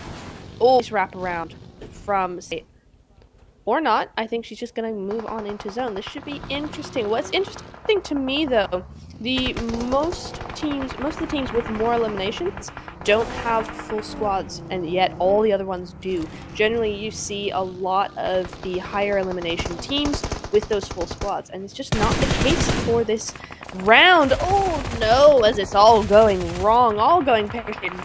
Coming in hot. They've been kept all game, and here they come, Wolf. And Rook, they also will suffer here. The same problem as Brute Force have is they'll blow them up, but they have a position open into the position for KYS Virtue to backstab them over the hillside, and Rook will fall too. Rose trying to defend themselves. The sole player left here for Rook. Well, sorry, I say 2 remaining, but it is a dangerous position indeed. Digital Athletics also going to look for the revive. All low. Blue zone close behind them. 1 minute, and they need to get into that zone, but Wildcats, you can see the position they have, trying to control all these teams on the hillside, but ALAB did not look down towards the smoke. They missed the opportunity to take down Digital Athletics. Now they will have to give way to some of the pressure. Digital Athletics will need to come up. Revive Cry, come over the hillside. This could be really dicey. There's definitely an opportunity here for them, but they have to make that push immediately. The problem is, you see those smokes, that means there's somebody across the way who does have an angle on. This would be perfect though. Denise Bank Wildcats currently busy. They're distracted at the moment. They're looking at GOAT, except go themselves. Melita, well done. You are the first to do so for this tournament, and the thing just keeps on going from season 2. Love to see it. Great nade through the window just a little early, but Wildcats lost Elam. Just have 3 left, but that zone continues to favor them. So if they can just get this done, they should be good to go here. Gristo going on down there. It's the battle of nades, and Go does go on out for eliminations. 5th place, a very decent result for them. And Wildcats do hold on to both the high ground and that compound. You do see NTX there just out in the zone. There's nothing they can really do. Zone's just whipping at the minute. Yep, out they go. Very nicely done. 7 eliminations. We're seeing a lot more points going to different teams here this time around, Wolf. Yeah, Digital Athletics will take down Rook with them, but this is all Dendy Bank Wildcats show for this game. The zone has favored them, and they will take the control of that zone. They will defend it from all the attackers from each side. Rose, yes, they have a position here. It has gone outside of the zone. They maybe have a slight chance, but they would need a big mistake from Wildcats, because that is one huge man advantage that they have. Yeah, this is great. I don't think that Rook, right off the bat, I'm going to try and get that smoke has just alerted them to know exactly where she is. And you know they still have all those throwables. Look at her, 2 mollies, and that's just Oiku there. So I think Rose, it is a little bit of, it is going to happen. It's a 3v1. There's nothing she can really do, so might as well put some smokes out and try. I don't know. Sometimes a bit of a hit or miss for me personally, but she has made it. Interestingly enough, they did not spray down enough, but Oiku, down to just 1 HP. Wolf, she's trying her best, but she's holding on for dear life. That's just allowing the rest. Oh no, the molly's coming in. Yeah, beautiful molly, stopping her from peeking up there. Try it, but no, down she goes, and it is going to be Wildcats moving in to dominate Miramar. Asprul, I gotta say, they know Miramar like the back of their hand. They've done that here today. GG's, Denise Bank Wildcats. Yeah, Denise Bank Wildcats definitely putting on a show. They had, as we said, the zone control for them, but the crucial part was that they defended it. They got the elimination points. I think also props to, of course, Digital Athletics there, who got a couple of the Rook and other members coming in from the end of that game. So they will also boost their positional points. Rook also sniping in that second position for themselves. Digital Athletics at third. So still the points going to some of these teams that we saw top out the leaderboard in that last game, keeping that consistency there, but definitely a few new contenders as well, evening up the potential as we have our first 2 games now done. Yeah, I think that was just a beautiful game for so many of those teams. A lot of shocking moments, a lot of moments for the montage. Gotta say, we're starting the montage early this season. And I think it's just some really, really, really good plays. I think Galatasaray played that really well. Question Mark played it even better. Brute Force and the Slytherin fight was phenomenal. And Wildcats doing super well with their spot, Rook as well. Digital Athletics, as you mentioned, doing super well. I think there was a lot of some really heavy hitting players there doing those 1v4s, those 2v4s, things like that. Just made it super duper interesting. And of course the zone, just making everybody's life miserable, but we love to see it. And it was just a great game all around. Yeah, I think these zones, they're definitely heating up to my standards, to my expectations of evil nature. I mean, is it always like this with you when it comes to the zones? Is it equally evil? Do we just combine our evil qualities together to make it super evil zones for these ladies? I would like to think so, and that's just my evil showing, is that I would like to think that that's the case, and we're just making everybody's life just miserable, as bad as possible, not giving them any sort of easy life here. But you know what? That's the name of the game. You come to this level, you have to play really, really tough games, and so I like to think that we help with that, really help them become who they are. So I think they can thank us for that. Yeah, you gotta be able to prove yourself when it gets tough, when it gets evil. And that's when the real stars begin to shine. As we look at the match summary for that second game, and of course, longest distance there, Kowalski KYS, I think actually they had a little bit of a showing towards the end. They're trying to get those elimination points against Rook. You saw them struggle coming in from behind. But also, I think the big standout to me in terms of one of those final fights was Question Mark, actually, who go a bit under the radar here so far. Coming out from that two-man position at the very start of the game to the zone not being fully in their favor and still taking it to what we expected would be one of the favorite teams coming into today. Oh yeah. Yeah, that was a phenomenal play. I think they played that really, really well. And they just had their angles. I think it comes down to the angles, the information, and the timing of it. And they had that really, really down well. So GG's to them. And you can see Question Mark still getting 5 points there. So it did hold up for them. But of course, Bank Wildcats adding 17 to their total. Rook with 11 and NTX with 11 as well. So all looking very nice. And you know what I love to see, Wolf? Only 16th place had 0 points. We saw in the last game, of course, everybody having a little seaside vacation. All the way up to 11th, there were 0 points there. So nice to see almost everybody getting some points off the bat. I'm just not sure how KMG got 0 points there because they actually survived far into the game. But I guess that's what happens when only 9th place has placement points. Yeah, right. And that's that extra little stab when it comes to fewer teams now getting placement points, and the onus being on getting those elimination points even more really emphasizes the importance of team fights and having those controlled at great positions to great setup for those team fights and those elimination opportunities to come through. As we take a look at the eliminations and damage charts, and of course no surprise to see Bank Wildcats up there, but definitely a few more of the higher damage coming through from those teams who maybe didn't get as many points. 830 when you look back towards Wild Pixie there down at the bottom, but only 1 elimination point. Yeah, I think this is much more what I'm used to seeing from these girls. Much more consistent across the board, lots of damage being done. Unfortunately, not so many eliminations, but you know what? That kind of happens when you've got a lot of stealing going on. I mean, sometimes, Wolf, we see the damage twice as high as the kills, and then another team will have twice the eliminations as the damage. So you know there's some stealing going on there.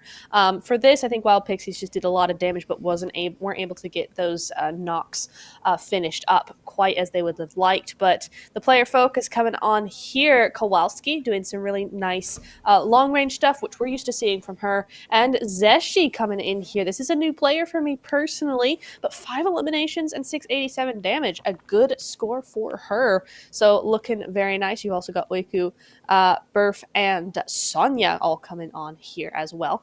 So nice average survival time. Very, very close, actually, and looking pretty good. Yeah, and can start to see some of the players form the same teams as well, cropping up on that second game. But again, as you say, a little bit more of a split between all of these different teams. 5 different teams taking up the player focus for this Miramar match. And we want to see these new players, as you mentioned, coming into this season, showing us what they've got. Because, yes, we have these veterans from the previous seasons and we know what they can do when they're on form. We know how good they can be, but who is going to be those players to challenge the women that we know already? Who is going to be the ones to step up and say, I can do just as good as you, if not better? Yeah. Love it. You gotta love it always. It's just such a fun aspect to things. I think I want to say 2023 in general has been a big year for new players in both leagues, women and main.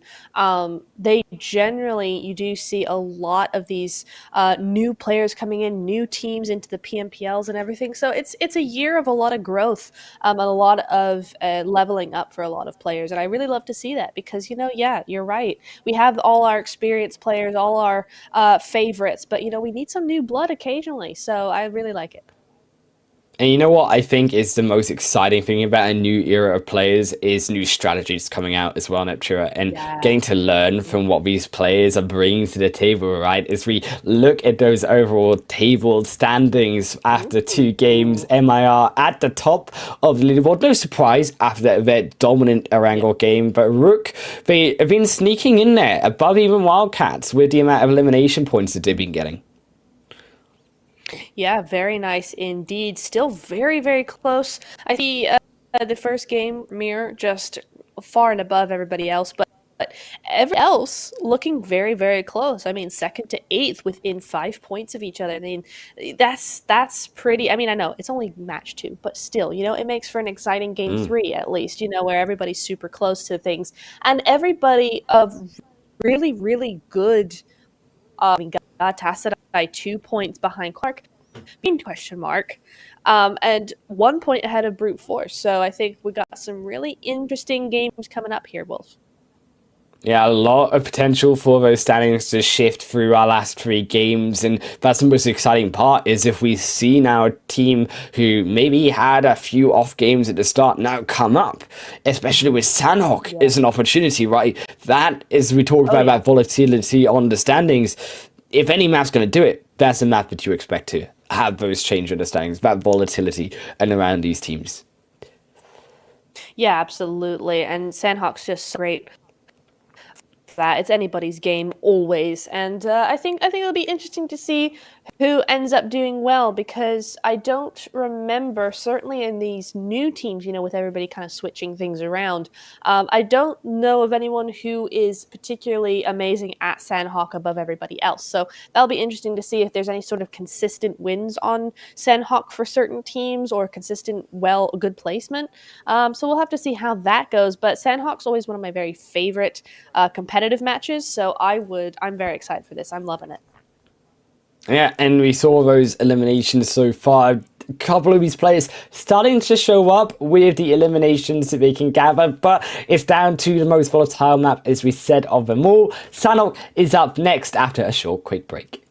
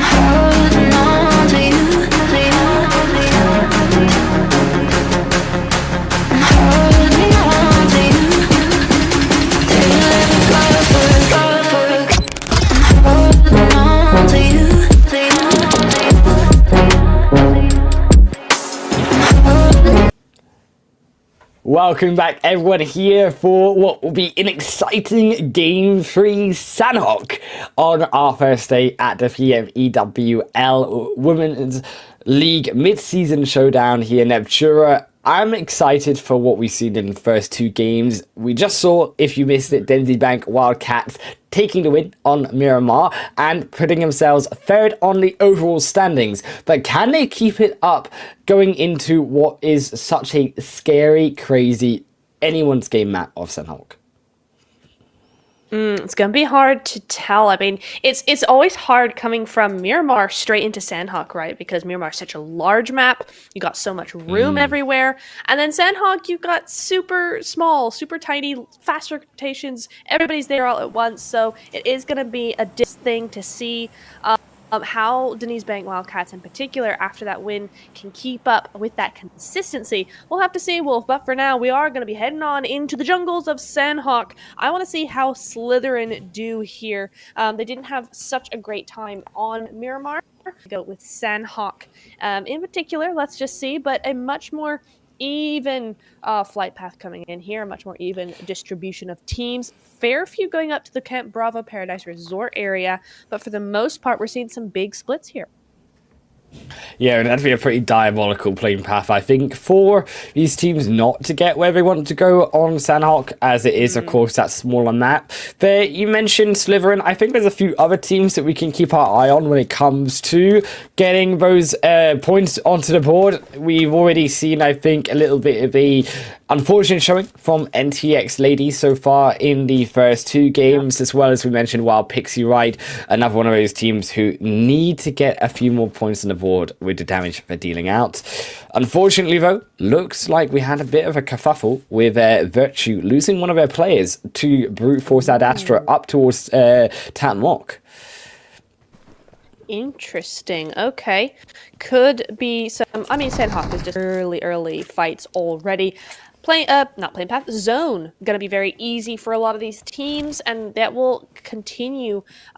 or rather enable teams to continue to fight early on. So we'll see how that ends up going. Yeah, KYS down to 3 with low health there, as well as the Wildcats already, but that could be just, parachute going a little badly or something, a run-in with a tree perhaps. We'll have to see how that goes. Bonfire at the moment have Tatmok to themselves, but they do have neighbors at close quarters, so they're going to have to be careful of that one. KYS and Virtue and Wildcats there. But here we go. Slytherin and MIR over in Hattin now going to be having some words, it looks like. You wanted to see more from Slytherin. MIR Esports top of the leaderboard after our first two games. They are the team to beat. But can these ladies take on what is looking like a mountain of their task? Because MIR have looked pretty darn good over these last two matches. A bit of a slip up in the last one on Miramar. Didn't quite get the position finish that they were looking for. But it's not to say that they don't have the opportunity here for what could be a good 4 elimination point boost for either of these teams if they decide to fight. Yeah, I think Hattin is a hard place to really fight from. You've got to be very, very aggressive, and you've really got to know the town well. If you don't, it's very difficult. I do like the Slytherin position here. It's a nice widespread around several buildings, but it does look like MIR are not looking to fight right now. They're very spread out. They're actually spreading out outside of town. They're not really looking for a fight here. So I think Slytherin going to be buildings for a good long while, and MIR are going to go their own way. I think that's how this is going to turn out. Yeah, I don't expect too much to happen. You realistically would have to see a knock come through in the side of Hattin for a team to really push on an advantage. Bit too difficult with the pressure that a full squad can lay out and the widespread information that they can gather. Nuzik's almost getting shot down on the acceleration of the buggy there, but does get down towards the outskirts. Bonfire female, though, they have oppressed their way into the Virtue building, and they have taken down Kowalski. Susu almost gets returned there, but will be able to pop back a peek and another knock onto Delicia. That'll be the second for Bonfire Female. Another squad here who needed those points. Can they get the third? They will get the fourth, maybe. If he can get down 24 KA, they almost have the full wipe. Suzu reloads the vehicle, accelerated in, but it's not going to be enough. Here comes the flank, and KYS Virtue, a shocking, I think, elimination here. 16th, one of our top teams from the first two games. Yeah, that's very, very. I think it's just one of those fluke things, right? Oh, she's got the lime dodge, envious. I think it's one of those fluke things. Really, it's it's one of those things where it's just like it happens, you know. Despite your best efforts, sometimes you just get put in bad positions, and and your brain just kind of goes, "Huh? What? Huh?" And then you're dead. So I think it's just one of those things because, yeah, KYS Virtue is a team that we always expect a lot more than that from, certainly. So I think it's one of just those kind of shock things. And it is a shame, but you know what? It's good that that sort of thing happens early on in the tournament. It's only day one. They got plenty of time to get back where they belong. My favorite, so fashion sense for context here is what I need to go after because I am horrible at PUBG Mobile. Always have been. I accept that. I am a true bot killer. But when it comes to fashion sense, the favorite thing that I actually loved when we got into the pros, watching all the pros and in the competitive scene was when we had the Godzilla and the King Kong little mascots. Those were so cute. Those were absolutely adorable. That's like the one thing that I wish I could have gotten, but I never bought. And I wish I'd bought it looking back because the little tip dance is a little waddle of the Godzilla walking through. Oh my goodness. This is what I miss. It was so cute. Yeah. Yeah. Or the bee bag. Do you remember the bee bag? The bumblebee bag with the little smiley face. Yes. The smiley face bag. That was also something I wanted so much. I know. What was your favorite bag, Neptura? Tell everyone. Oh, Tell favorite all. bag? Oh, I don't know. Yeah. Favorite bag. That's There's a lot. hard There is one. a lot. I honestly, I don't know. I can't say. I will say companion though. The little dog. I think it's only in North America, but the little dog. But they had a sombrero hat on. The little sombrero dog. I love that one. Actually, I should have gotten. Yeah, unfortunately, I'm not in North America. I'm just a European plebeian. Yeah. I cannot afford the dog with the sombrero hat. Same. Big Sag. Same. Yeah, for real. It looks so cute, though. It's great to see other teams have it because it gives us something to look at. It's great. Oh yeah, I miss like looking at the context. This is one of the things I missed in PUBG was looking at just how people looked in the early games. Because you used to get the style. Do you ever like also when you go in game, you look at the style of what like people are rocking? In like there's like a meta fashion, right? Like you know what I mean? There's like a fashion bit like everyone's running. Always like in some part always of PUBG Mobile. Yeah. There's always when the new car comes out, it's always that car or something. The Bugattis were popular for a while. I was watching PMPS Korea and it was a certain type of a bag, but I can't remember what it was now. I think it was like a dragonfly or something. It was super cool. I saw somebody wearing that, but of course the Koreas and PEL and things, they get their own special skins, and it was very cool. I was very jealous. Yeah, see, that's actually where it comes from. Just stuff the skill in PUBG Mobile. Actually, the skill all comes through from the fashion, the wallet. That's where 100%. getting the good fashion sense is what you need. And speaking of getting good fashion sense, we did mention $7,000 in the prize pool. Also 80,000 UC going towards these teams in terms of points. Wow. So they can get whatever they want in their wardrobe if they can win this tournament.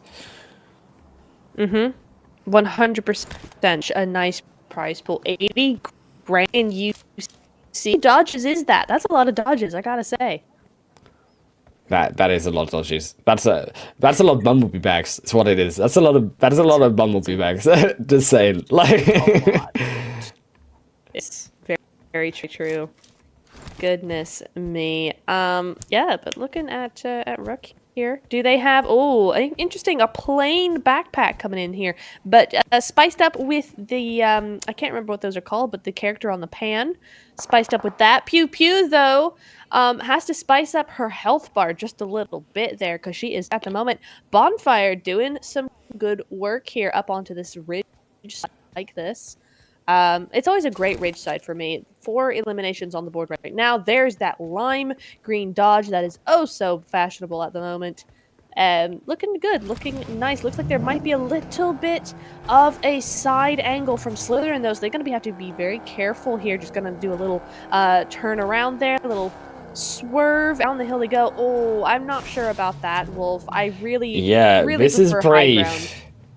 Yeah, this is brave. I was thinking just that. Now you've got Slytherin with the high ground. They wrap around, they don't find the pressure, and they get that revive up, but they've given, as we say, their position away. They've lost the high ground advantage, so they have committed down a bit towards this fight, but you can't really finish the fight. You can't continue to put pressure on Slytherin. They now have their compound, they have their high ground. It's going to be a lot harder for the side of Bonfire to continue their spree.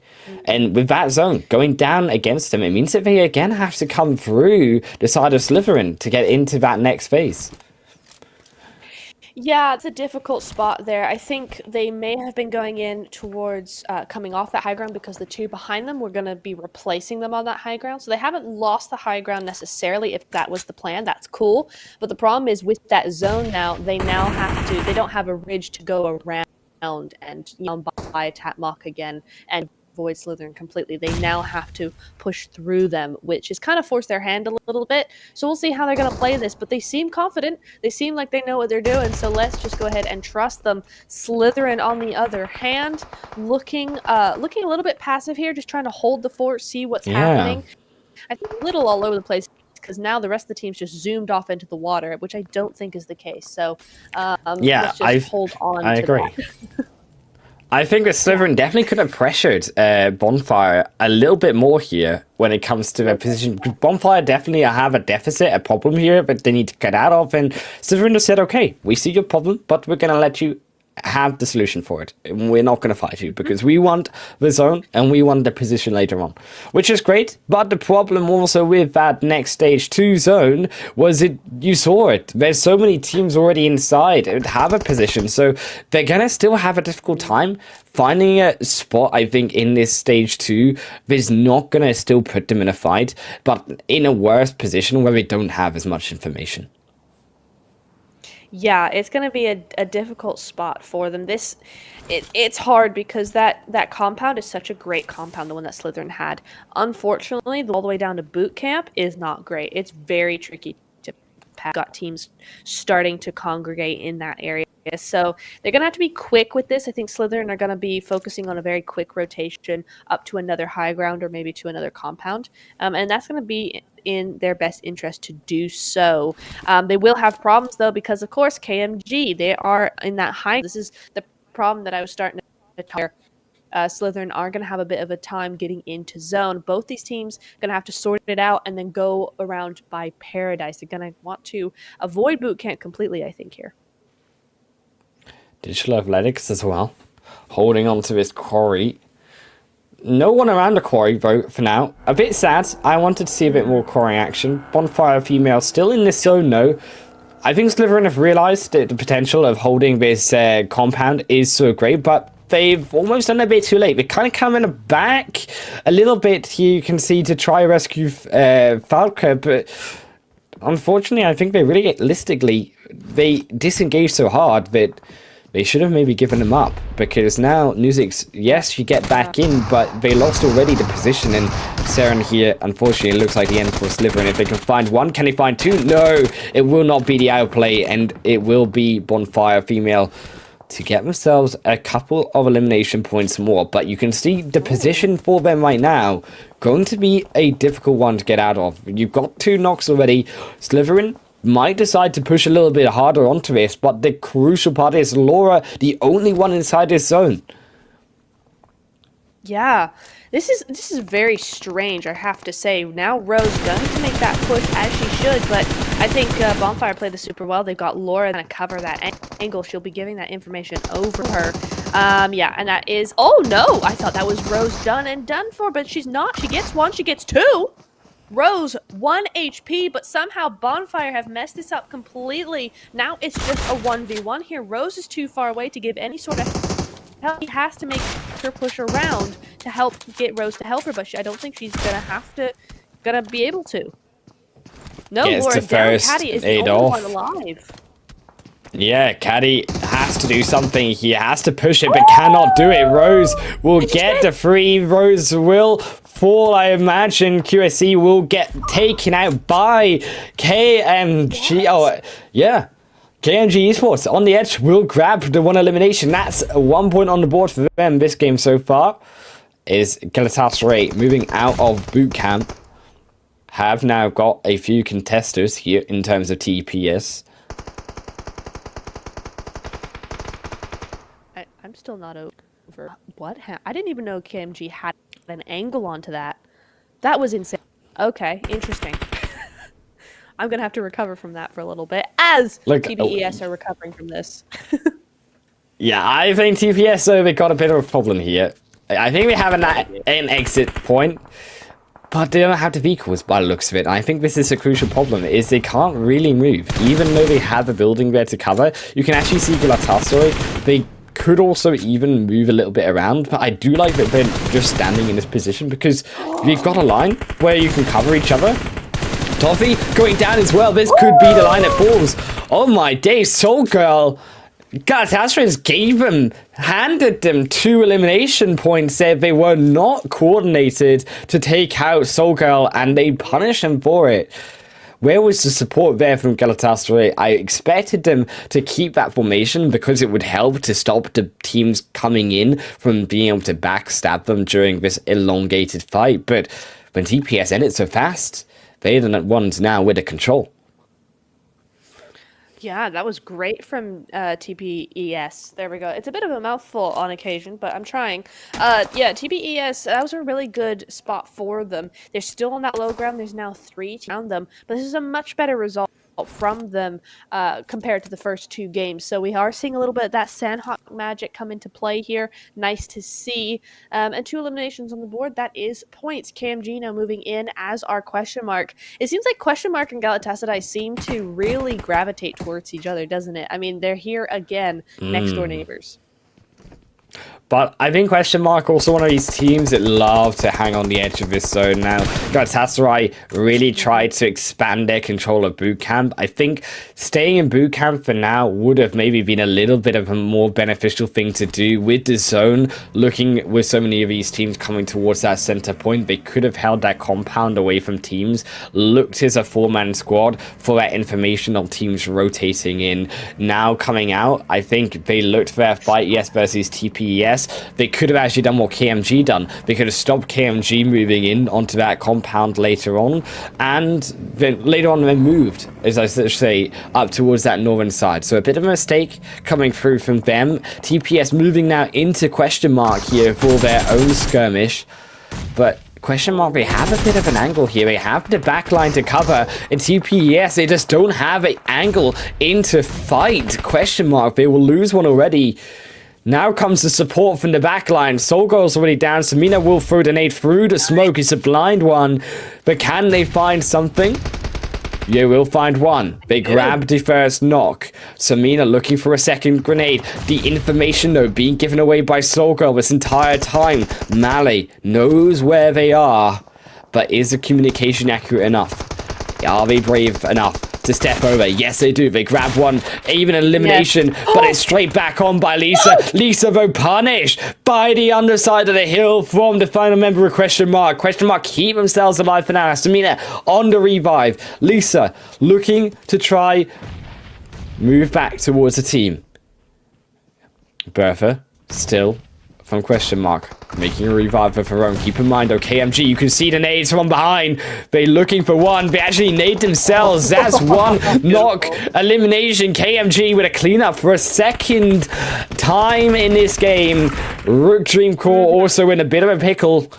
Is NTX look to have their number pinned against the rock, pinned against the blue zone. Here is Crystal from the flank.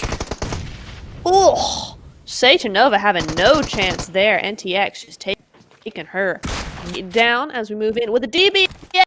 Gonna be doing some good work there, taking a little bit of a revenge for Satanova there, getting elimination immediate mop. Those who were going in 130 meters from zone, and while Pixie's still out there, what's she doing? She's still out in the zone all the way out there, but at the moment, NTX are going to be eliminated in 12th place. One elimination, so there is some point forward. Back to TPS, though.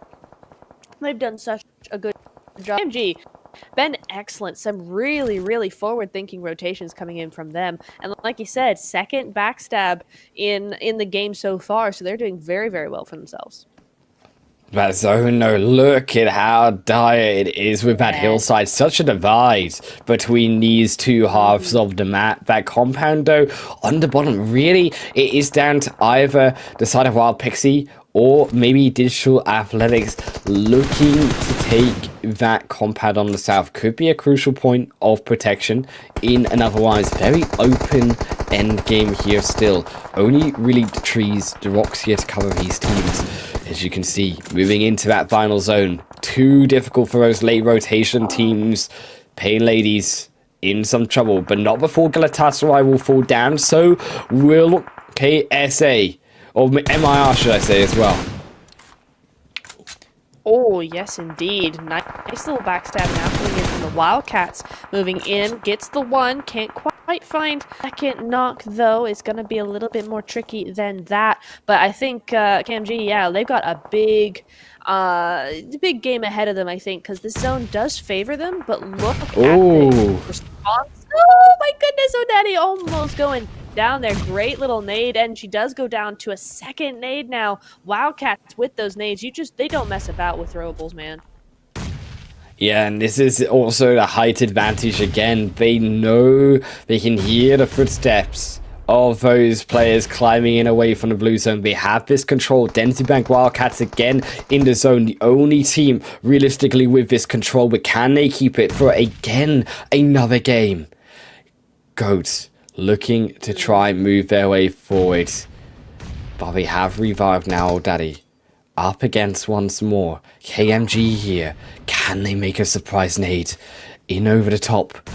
Rolls it in towards them. A second one as well on top. They will find IWE. One on O'Daddy, but here come also the rest of KMG behind. They've got 2 points of pressure in Wildcats. They need to keep this control. That nade onto O'Daddy will keep one at bay. Focus back onto KMG. As KMG looking now for their own elimination opportunity. TPS. Wild Pixie moving in from that south end in their own skirmish. I mean, KMG doing excellent work here. Wildcat just a little bit too... Oh, TPES now going down. It's so hard. KMG just having a phenomenal game. They know exactly where to put themselves. Wildcat's just a little bit too focused on their forward side, not looking at their back at all there. TPES just inching into the zone, but she's got some cover for now. But long down she goes to the DBS. That is going to be them eliminated, as KMG now have to do a little bit of reviving here. They were down to a duo. Diavla got 4 eliminations. GG's, girl, but 7 total eliminations for them. Sagita is the only one dead so far. So looking very good. They are only 2. Oh, hang on, Diabla. Make that 5 for her solo count there. My goodness me, looking very, very good. Down to our top 4, Wolf.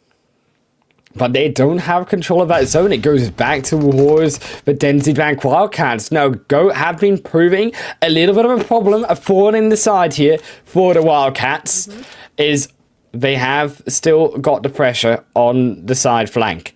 Density Bank very focused right now. Deku looking for that vision, trying to find a little bit of an overpeak from the side of Go Valkyries. But they're not giving it to them. Now as Go Valkyries look to climb up on the edge of that zone, Denzi Bank will look for an opportunity. Brute Force falling down in fourth in the meanwhile. It's still the Valkyries look to climb onto the summit, but O'Daddy will fall short. Now it's down to 2. Gristo, the only one remaining, is Militia. They'll all fall together, and it will be Denzi Bank coming straight over the top of the hill, surprising KMG with the fire of the hello, and now Alem looking for more. As they look for the revive, look for the punish, back across. They don't have any nades to throw forward. They're going to have to push only with the guns. As they look forward for the next. There goes another. Alem finds Diablo. Down to 2, but Alem will fall back. It's a 2-on-3 for the Denzi Bank Wildcats, but you can see how low Eddie is back up with the first aid. Denzi Bank slowing down just that little bit more.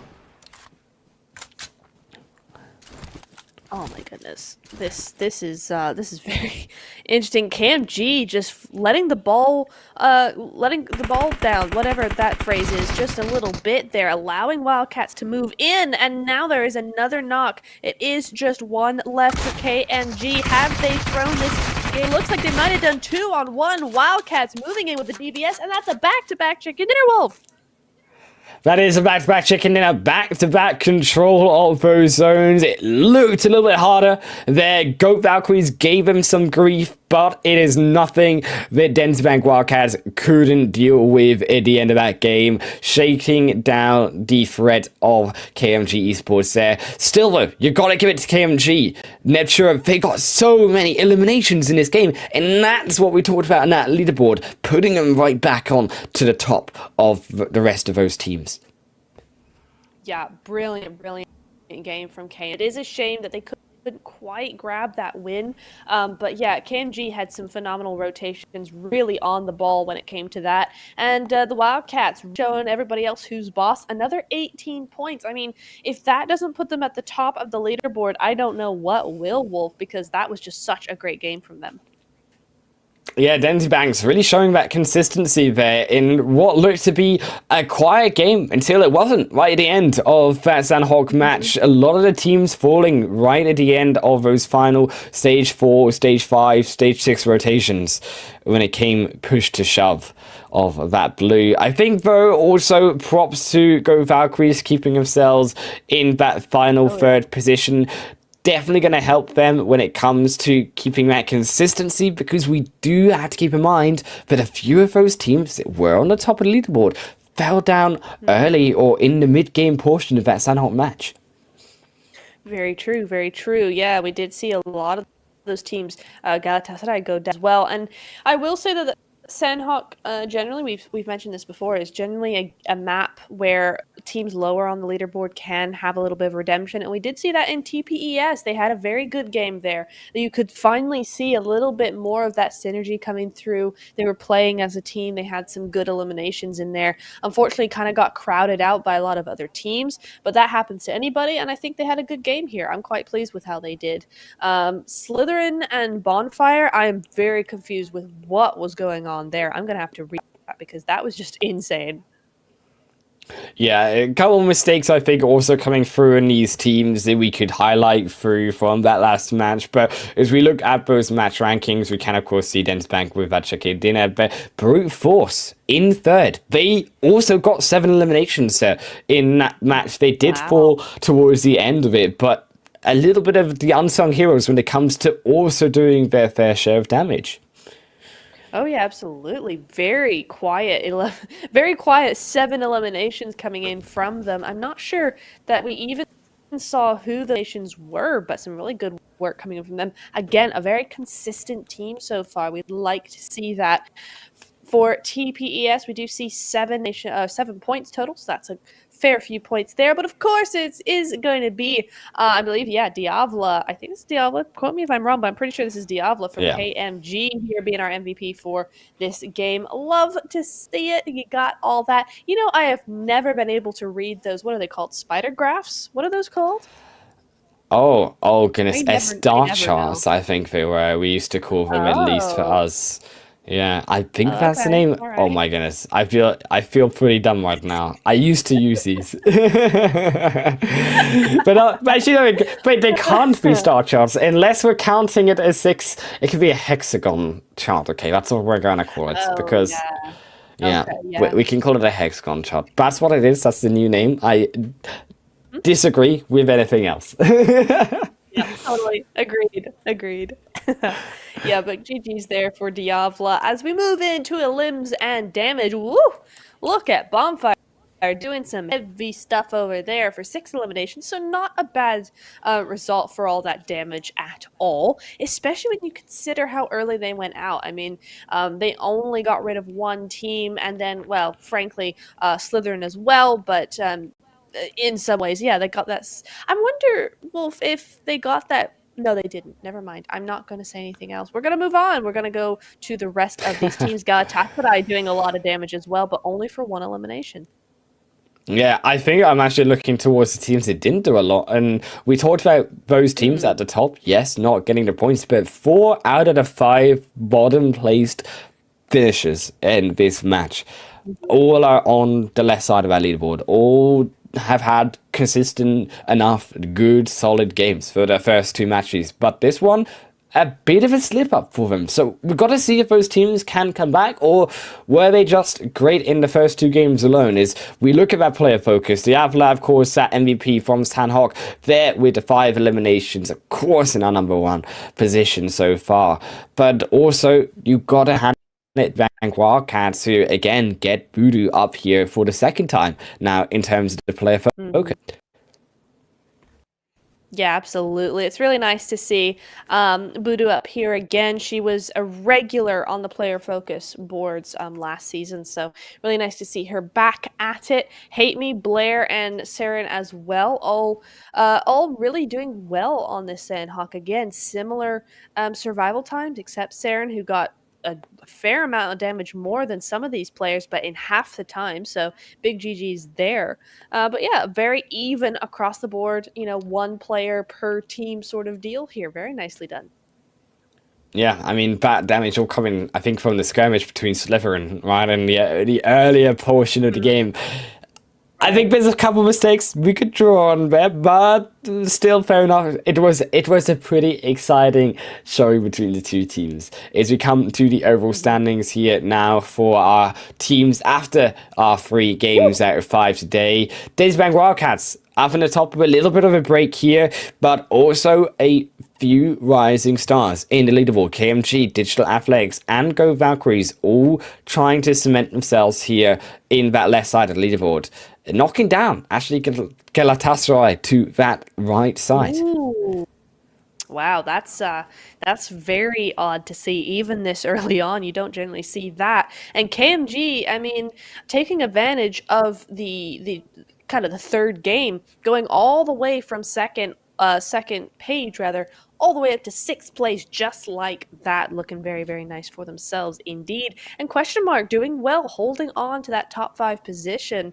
So yeah, looking very good for everyone concerned. But yeah, I mean the Wildcats with a back-to-back win, they are definitely going to be topping that leaderboard. So big GG's going their way. Yeah, I think a little bit of a showing still required from a few of those teams that we've been talking to. Bonfire, Wild Pixie, Pain Ladies, Slytherin. We need to see what they can do coming into their 4th game. But as we look into the overall top 5 eliminations so far of tournament, it is Bertha with those elite 8 eliminations. Diavla still, of course, with 6, and so many of them coming from that last unhawk match. But I Yeah. think it would be the names that you would expect, right, so far, coming from last Mhm. season into this season, that we see again on the top 5 eliminations. Yeah, totally. I mean, I just gotta say, kind of big ups to Diavla there, because you're right.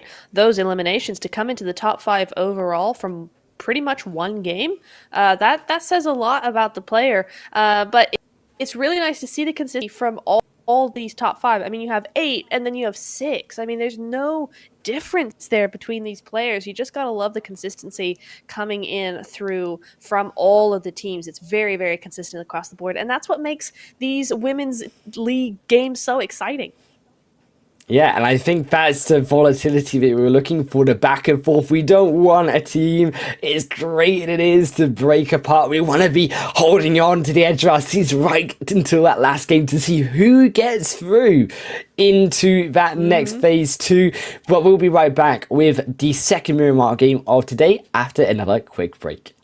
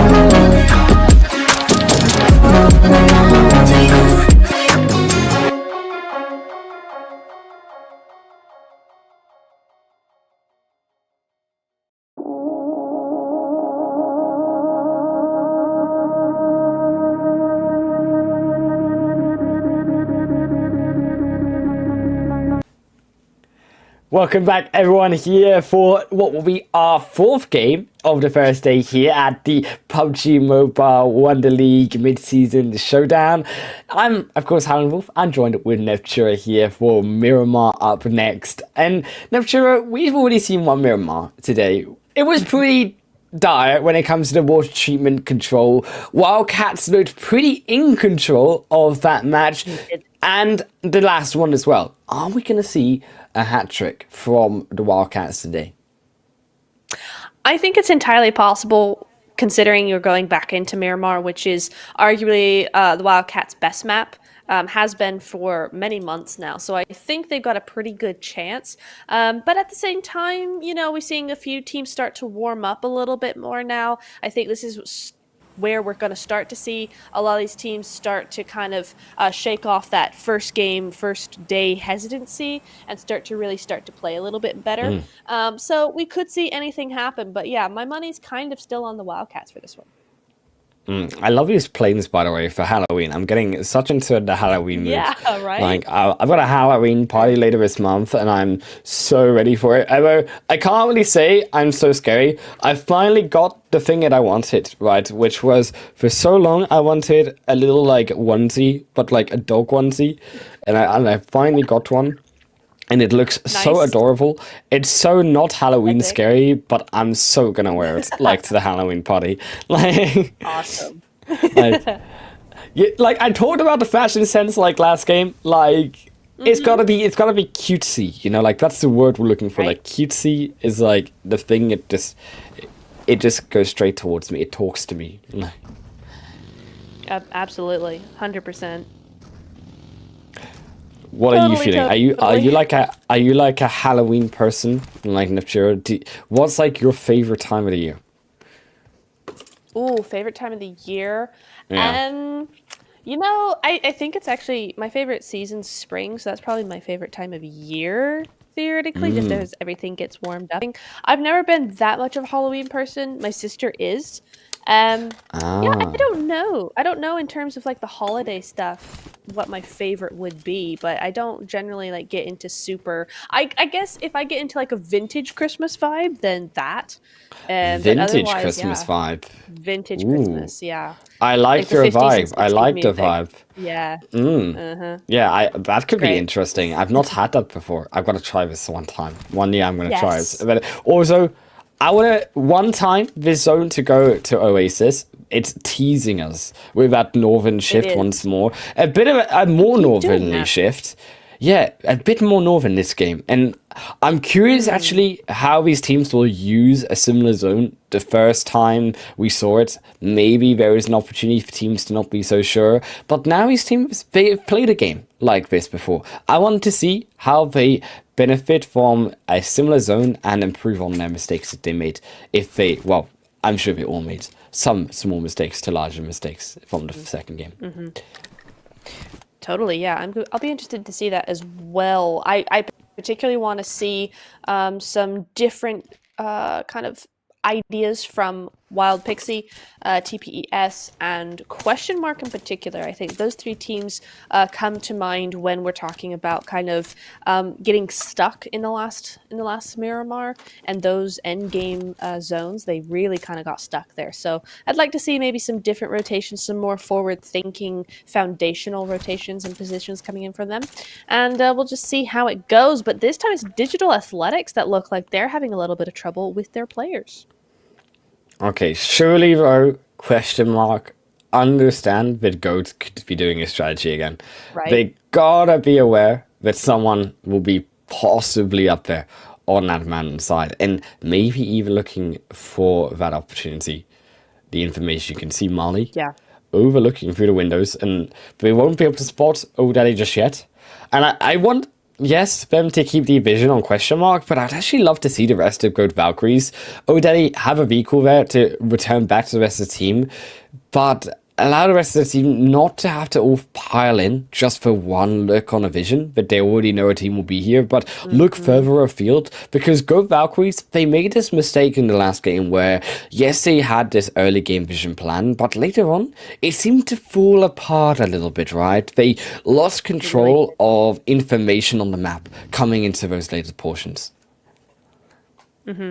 No, absolutely. They absolutely did. I would really like to see the team sort of wrap around, go up to that big mountain directly north of San Martin, kind of like a sand dune almost. It's not really a mountain as such. Yeah. But I'd like to see them kind of try and cut them off to the north a little bit, since that's where the zone seems to be going. Try and get some angles that way rather than just having the one on the mountain. You know, as you said, get as many angles as possible, but also that allows them to kind of have a look further afield and see what's happening elsewhere so they can move accordingly. I think that would be nice to just see them kind of play a little bit bigger than they're playing at the moment. This feels a little bit limited to one team or one specific area. They got to further branch out on their horizons a little bit more, I think, to really do well on a Miramar with a northern zone like this.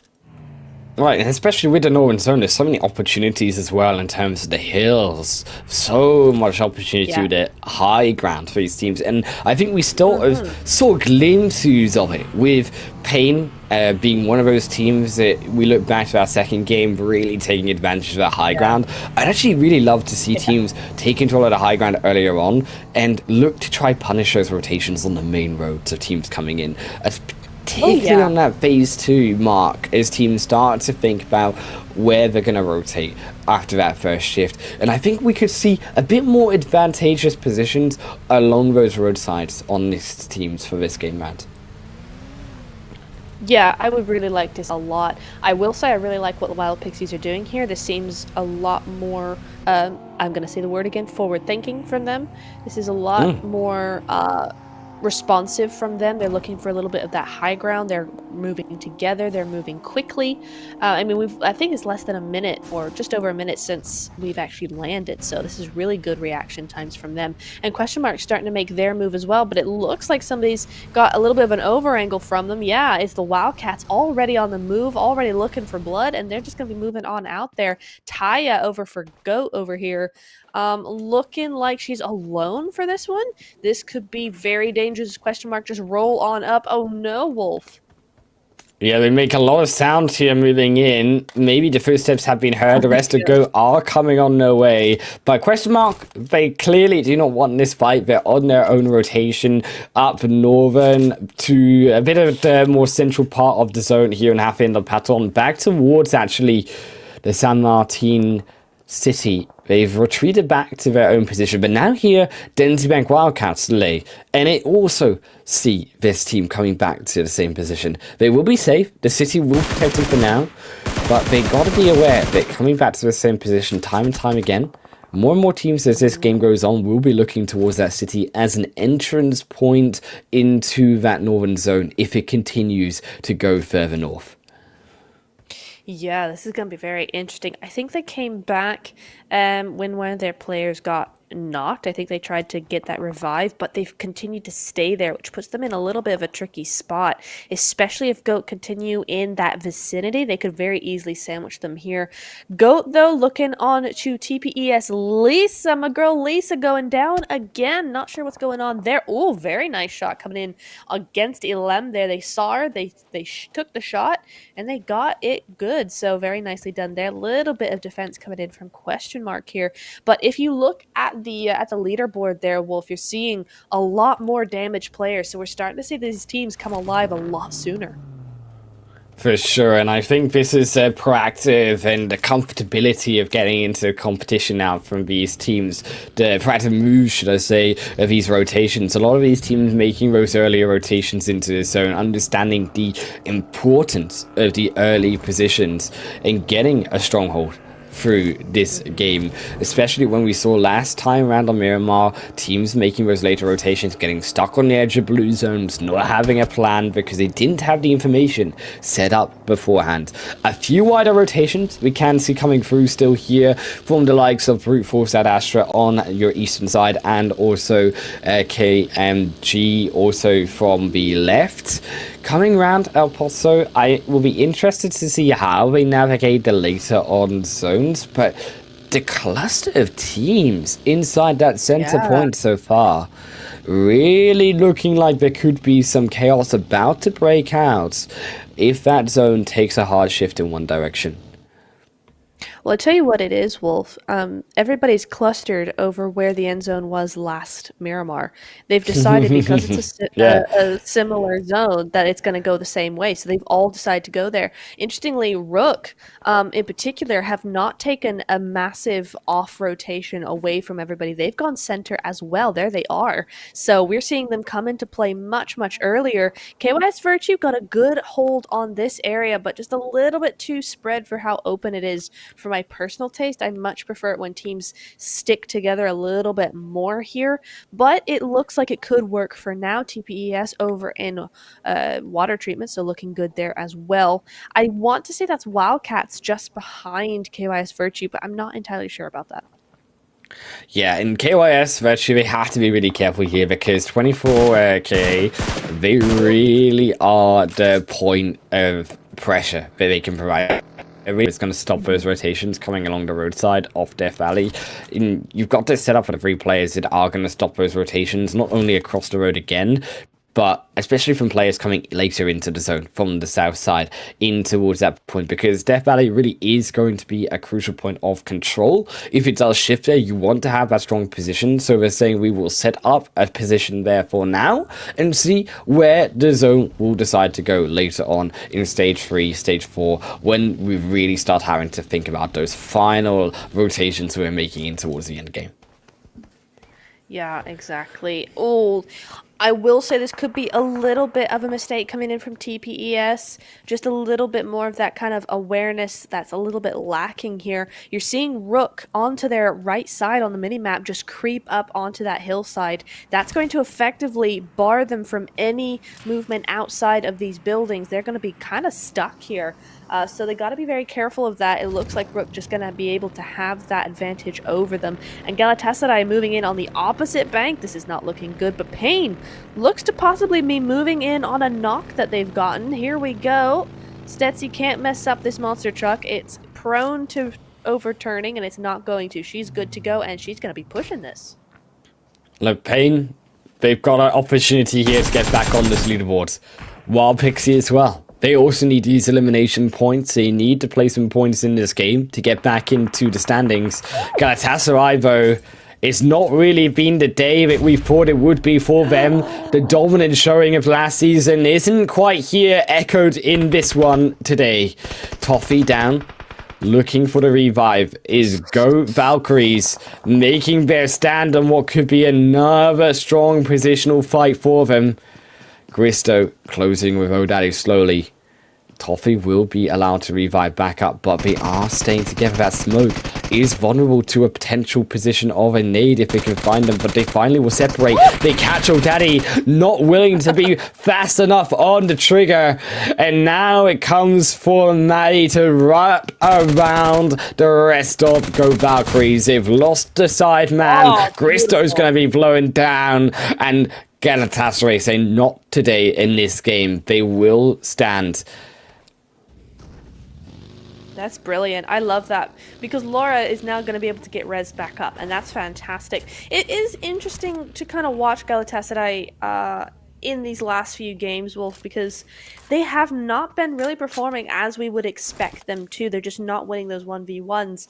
I kind of wonder if this is a little bit of on purpose play here. I know some teams will perform better under pressure, under a lot of pressure, and so some teams will actually kind of make that pressure up for themselves by not doing well and then putting themselves behind in points. I wonder if that's kind of what Galatasaray are doing here a little bit, because they're doing well enough where I know they've not lost that magic that they've had the last few seasons. I know that's not the case, so I'm kind of wondering if this is on purpose here.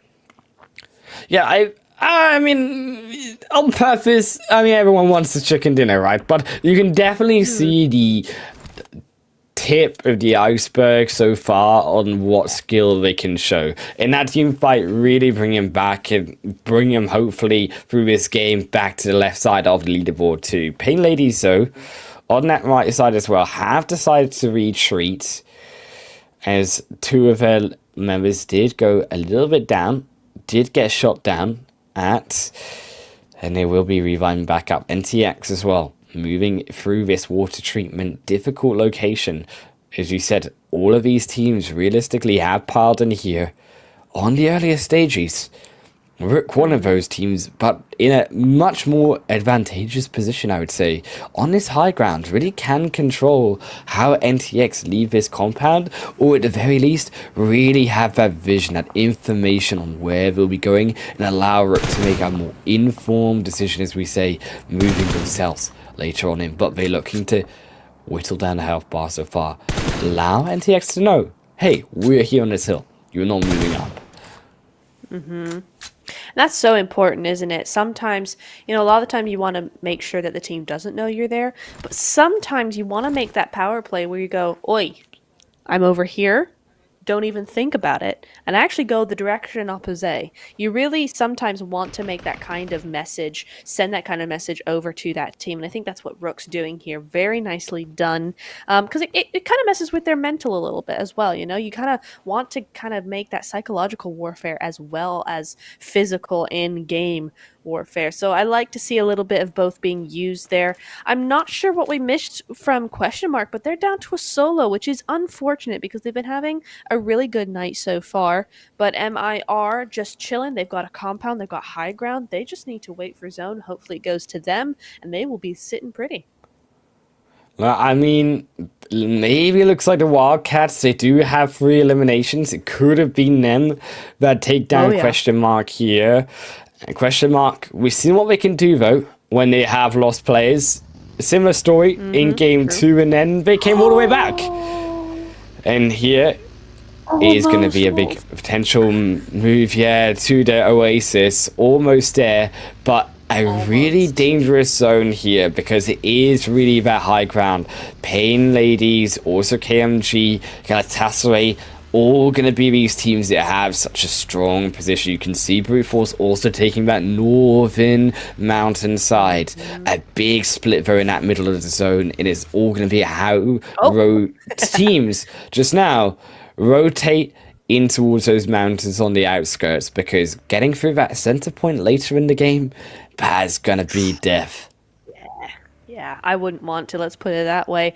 I know Rook are just absolutely furious right now because they had such a good spot and it's been taken away from them. But at least they have a really nice gatekeep position for a little while until the new zone pops up.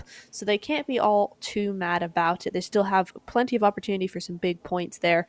But Pain and Wild Pixie, with this zone now pressuring them, they've got to finish up this fight. It does look like it could be in Pain's favor, except you have MIR suddenly showing up right next to Pain. Say Baby has to now move away, and rightly so. Yeah, getting shot at already, but that could be the death knell for Pain in this fight. They could absolutely put this over on to Wild Pixie's side. Pain Ladies, they need these points, as we said. They've been a bit quiet in terms of the engage. MIR, also another team that is now wrapped around, but they are expanding out, looking for the information on MIR. They hear the shots going through, looking for maybe a cleanup onto one of the injured MIR members. Galatasaray also sniping fire across the mountaintops onto Virtue here, Aquarius, making sure they also won't be able to put any damage on the moving members of KYS Virtue. Very nice. Really nice reaction time from Pain, actually, to move and trying third party that knock there. Kowalski under fire from Galatasaray here. Oh, and finally goes down to Tafida. They've somehow lost Laura, though, which is a real shame because Laura is very often their MVP. So shame to lose her so early on. They really could have used her, but still 4 eliminations without her, so they are good to go, at least for now. Maddie, or Seema rather, I always call her Maddie because I forget the SI in front of that. Seema there doing her bit, and Sarah up on the back here, still looking at MIR here, but still has one, so she can't overpeak too much. So it's all looking, I keep looking at that leaderboard there. It's just a mess. There's nothing consistent there at all. It's all over the place. But Pain really have the control here. It's MIR that needs to come up into the zone. They're the ones at the edge. So it's how well Pain are able to control this high ground advantage that they have built up for themselves. Brute Force also an aid into the building, will punish through a couple. There comes the molly to burn them down even more, and the rest of Bonfire Female, they have to go for the run. It's Brute Force. They looked to try and cut them off from the outside, but that flank from the right just a little bit not quick enough to catch out those moving members. They move behind the wall, behind the house.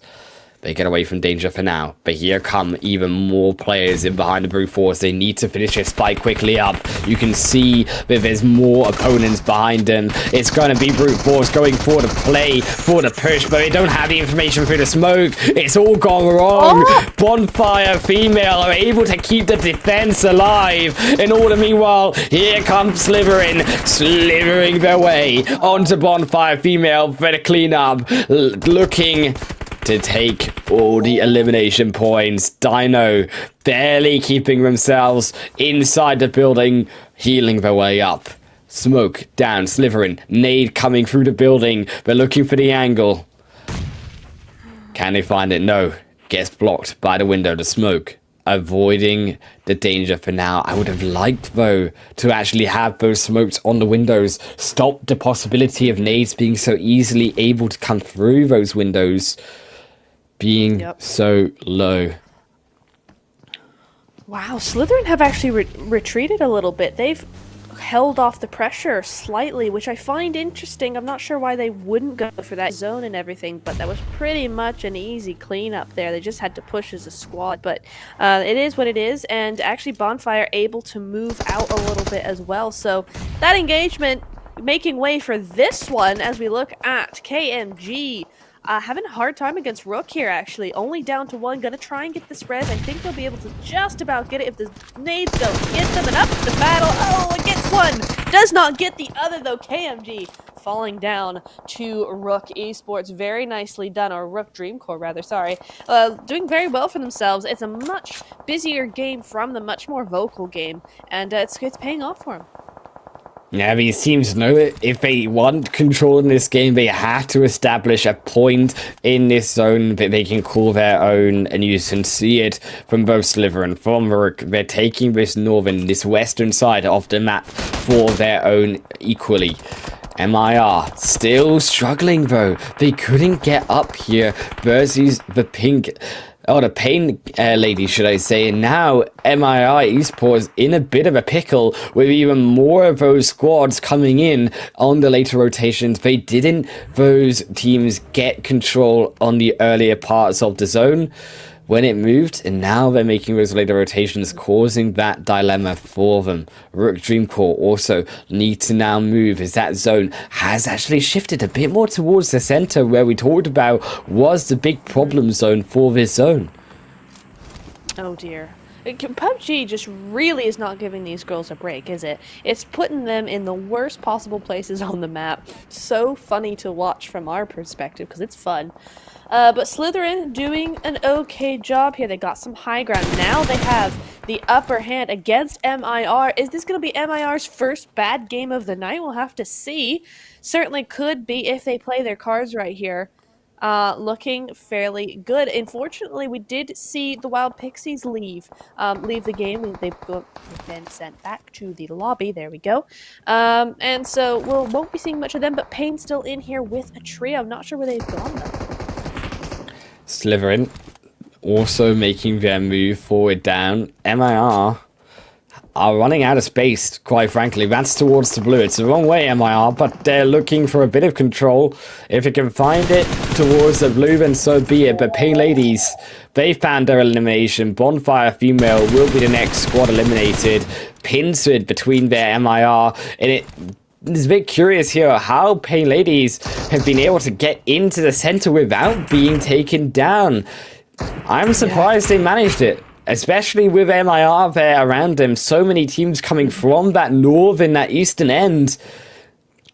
Well, they're not quite safe yet. They need to keep an eye on MIR. They cannot allow them to get down from their hill, but they do need to still get inside of that zone. MIR will be hit by the blue first, so they have a bit of leeway for themselves.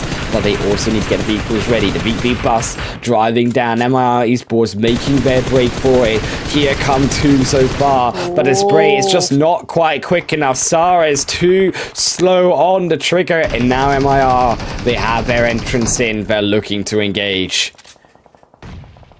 GG's, that's bold with that bus, because the bus is notorious for blowing up, being damaged, not driving right.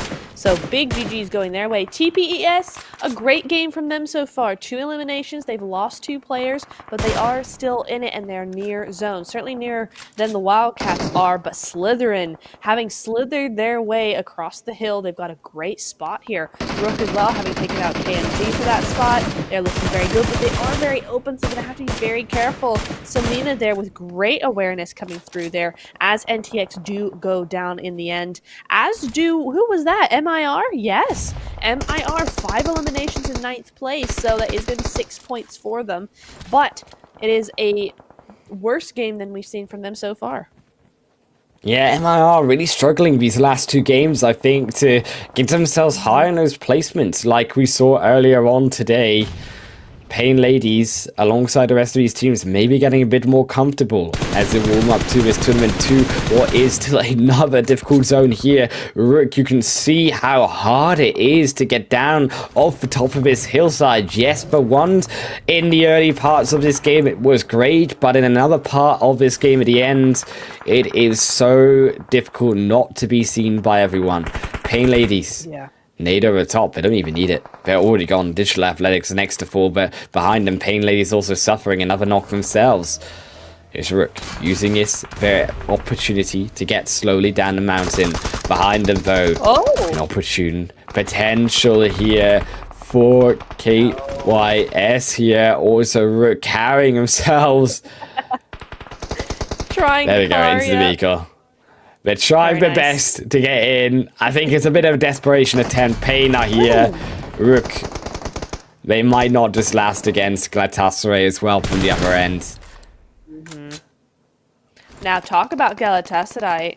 They're up as 3. They're up. Oh, but the zone has moved directly against them. Yeah, look how far away they are. Yeah, Pain Ladies. This is their control. Perfect. This is their game. This is their comeback. We said they needed that series of points. They needed that big game. They needed that aggression in the earlier parts. Well, now's the time to show it. Galatasaray, they're trying their best. They found one knock. They get rid of Team Slytherin. Dan also go KYS Virtue. Rook Green Core. Looking for a spot of their own, keeping themselves in this game. Galatasaray, they're looking to pincer them down. They will try to demand second place, but they don't quite get it. Toffee now down to 2, trying their best to poke down onto Sarah. They just cannot find this shot down, and that's a crucial knock missed to get into this game. Sarah will heal. They're trying their best, as you also have the rest of Sheila trying to find the information for Toffee as best as she can. But Toffee, it's a big task to come up against. How can the MVP do of last season? They found one. Can we see an upset? Sarah now steps back in. Toffee's moving around. Grenade over the bush. They're looking for a molly, but they're standing still. They're looking for the point to finish off. Stezzy, is this a vulnerability? No, it will not be just now. Sarah still looking for that nade, still looking for the opportunity, but Toffee's over the top, but blowing up into the face. As Pink Ladies will not have the reverse sweep of Toffee, and they take the chicken dinner. Beautiful stuff there from Pain. I loved how Tafita was moving forward. I thought she was going to miss the nade completely by being super aggressive rather than allowing that grenade to hold her back. But you know what? Pain did perfect. I didn't catch who exactly that was from Pain, but had the nade still in hand. She hadn't thrown it yet and was able to aim it directly into Tafita's face. epic win. GG's, Pain. Well deserved there. Very nicely done. Yeah, that was a big Hail Mary play with that nade. If that nade missed, that could have been Toffee Oh, taking the upset. oh Because yeah. Pink Ladies, they looked like they were struggling a bit before that nade went off. I mean, it's Sarah, it was so close, right? If Sarah gets knocked in that position, doesn't have the ability to put that nade down, there's a world where they could have Yeah. lost that game. But they get the chicken in, and they get 10 eliminations on top. 20 crucial points, and they were at the bottom of the standings just last game. That's going to be them for sure on that left side of the leaderboard.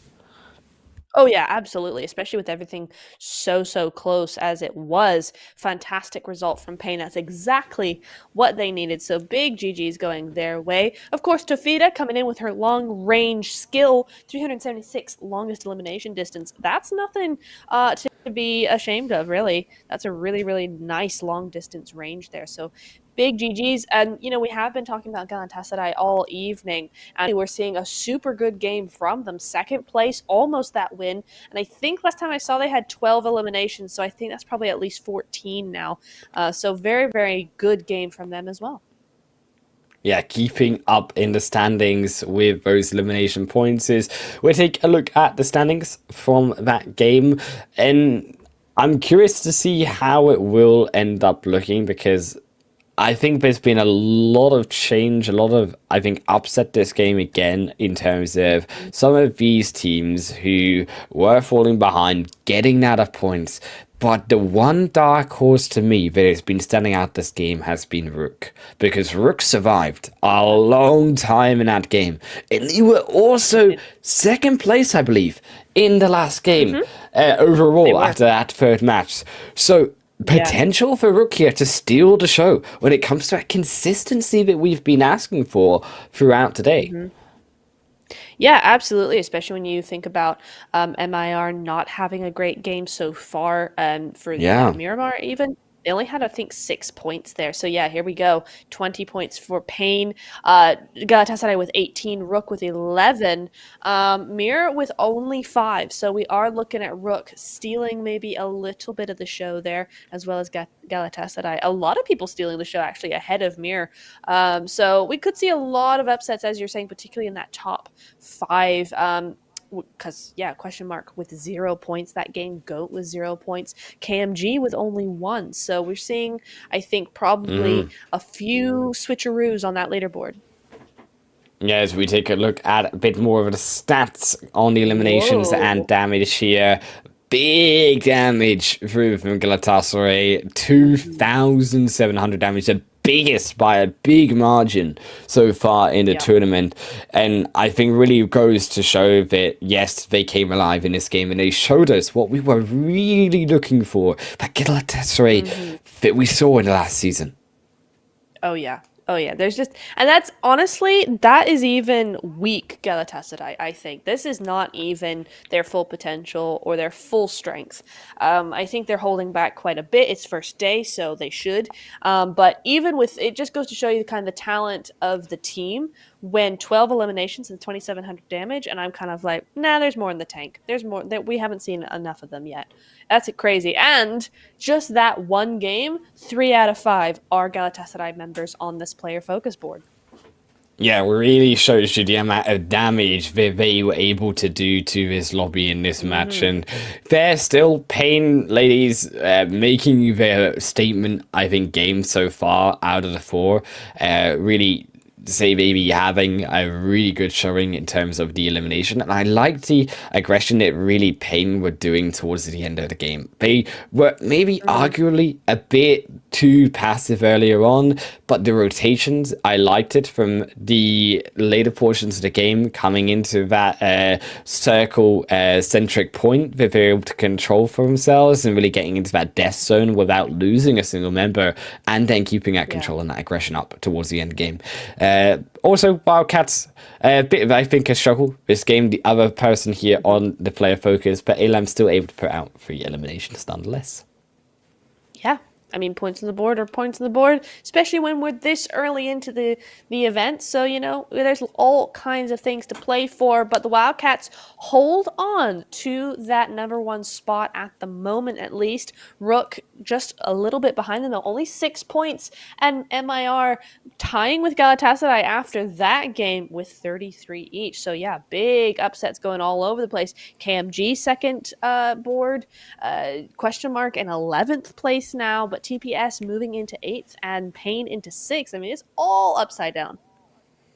Yeah, I think for sure some definitely bigger changes on leaderboard for sure. I think NTX actually another one of those that were slightly falling behind right on the leaderboard. It's a crucial amount of few extra points to be able to gather to get themselves a little back up on the leaderboard, back to the left side. But the changes of this leaderboard have just been so volatile. I mean, now you see completely different teams up there towards the left side challenging for that left side of the leaderboard versus the right of teams now being knocked down there.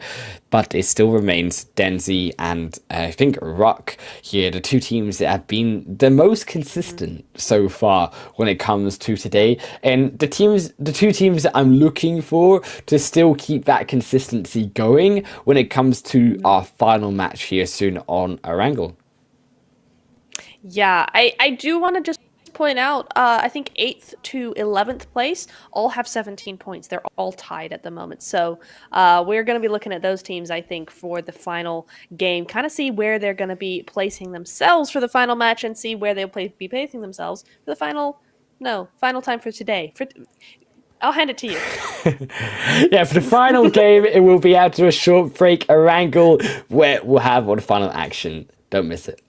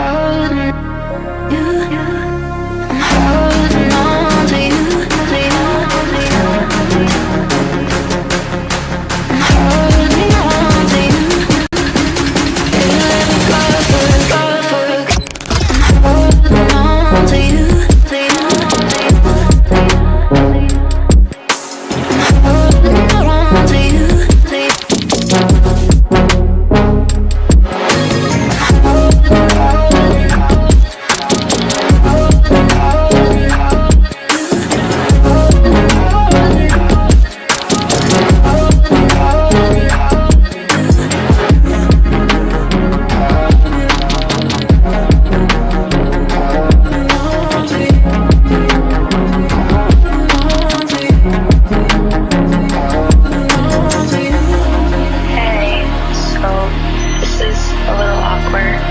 Things haven't really been working out as well between us, and I think it's time for both of us to kind of just move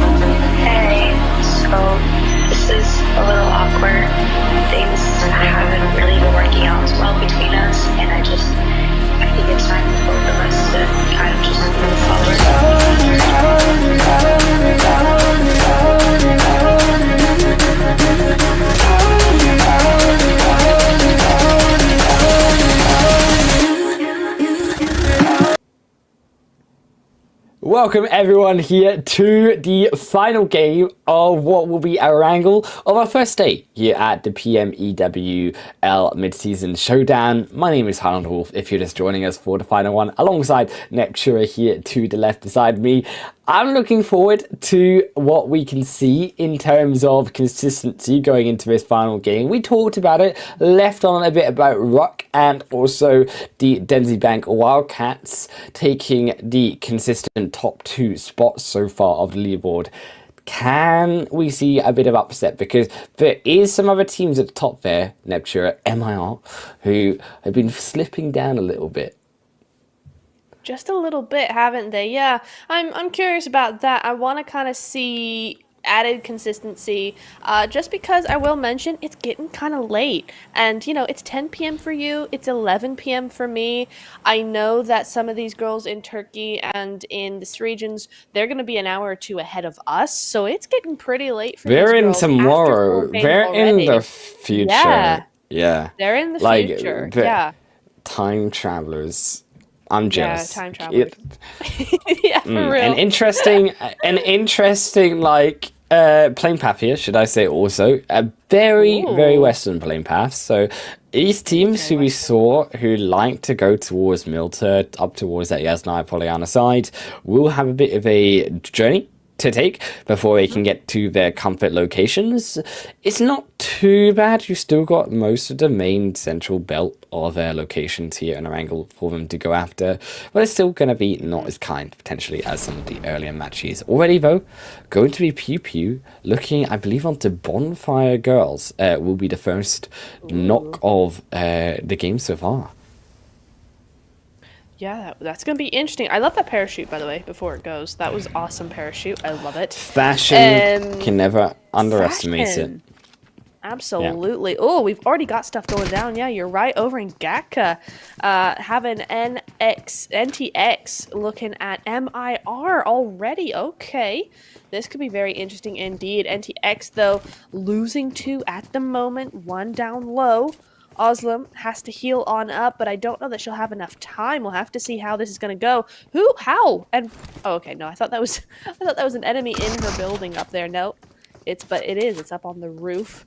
We'll have to see how this works. Just healing up, gonna be going in as a duo. Oh, looking what? Where? Oh no! The window.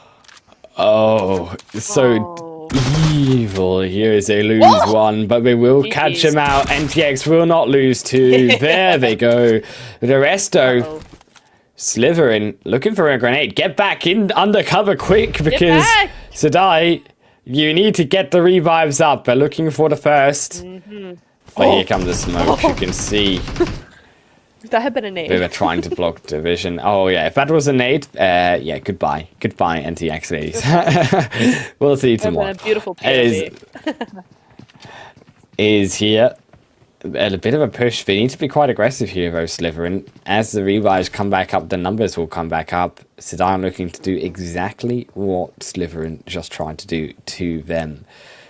Look for potentially maybe even a drop down. You could go on to 1. It would be risky. Ooh. But you do have Zeshus here at the top as well. They're going to look for it as they come up to the top of the roof.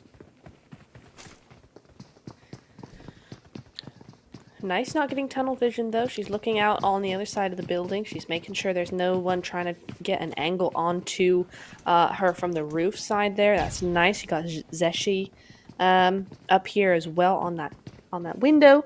That's the word. But it looks like a little bit of a stalemate at the minute. They're kind of just getting their bearings, Slytherin just trying to recover. I think trying to recover a little bit of health still before they make their move. But as 3, I wouldn't have thought the delay really makes all that much sense. Oh, but Lena 6 is going to be moving away. What is happening with Slytherin? I'm so confused with their play sometimes. Looking for a window angle. Just trying to get an off angle. I guess that's what the deal is here, but she has been spotted, so I think she's become fairly useless in that spot. Yeah, I think if they took it slower and not given, I think, the footsteps away, the noise, I think, was the big breaker. Yeah. Basically, I was able to notice them moving back. I think if you had still, I think the push of it coming through from the top, even a smoke or so, would have definitely put a lot of pressure on NTX to look towards the entrance to the roof a bit more, and might have actually been allowing Linusix to find that angle. But because they don't find this angle, they're just back further before where they were. They had a worse opportunity. You can see Linusix trying to make a smoke road across. Won't get shot down so far, but you can see also the smoke dissipating. Yeah, this is interesting. I think this could have really, really worked if Linu had done all that and just to distract, and then the 2 up below them would have pushed, right? See, they've done this the wrong way. Oh, hello. Oh, yeah. Well, Sadai went into the window. I liked the idea. Oh my was God. A great idea initially, but they lost it. And now Pew back from being down is able to find it. I mean, no idea how they messed that one up. Unfortunate. NTX, they look like they had such control. I think they might have just pushed a bit too aggressive. They could have still, I think, used that roof. There was definitely a bit of pressure coming through on Slytherin. But they were able to put enough pressure themselves out to force an answer. And unfortunately, it was a mistake. Yeah, it seems a bit odd. I think Lino did have a plan with making that kind of off angle, even just to distract. I think the duo, as she was making the most amount of distraction, with the smokes and everything, I think the duo, her teammates, should have pushed up at the same time. I think that would have been a really smart play. They didn't end up doing that, and then NTX just kind of handed it to them anyway. So a little odd, I have to say. Yeah. Hello. The new zone is the same zone as last Erangel. So what's going on, PUBG? What are you doing? It's foreboding a bit towards possibility of North Island again. I mean, look, it went up there a little bit off. It was still a difficult zone last time around, I would be actually curious for once to... Oh, it's unfortunately I have to hold my thought about the zones, because Wild Pixie, they're getting invaded. The same position again, I believe. Yeah, Wild Pixie gonna struggle against Galatasaray. They make the same rotation. Nirvana's just dead. There's nothing to be done about it. And Skis off on the hillside will also fall. Lopalop are looking to try return anything, but it's just going to be a nade to the face, and Galatasaray execute them down one at a time, and it's just clean and simple there from Galatasaray. Beautiful. Very nicely done. I think Galatasaray are starting to come back into their own a little bit more now. They've decided not to go the quiet route, and they're just going to really grab those points for the last 2 games. So good on them. But unfortunately, that means Wild Pixies, who needed those points, who have been doing pretty well in their own sort of way, have gone out early. That's not what they wanted. It's not what we wanted for either of those teams, but out they go very early on. I mean, to think about kind of this this new aggression, this very early aggression, we don't even have second zone yet. Yeah, Mia also looking like they're struggling. I'm looking on the damage of the health there on the right. They lost one there.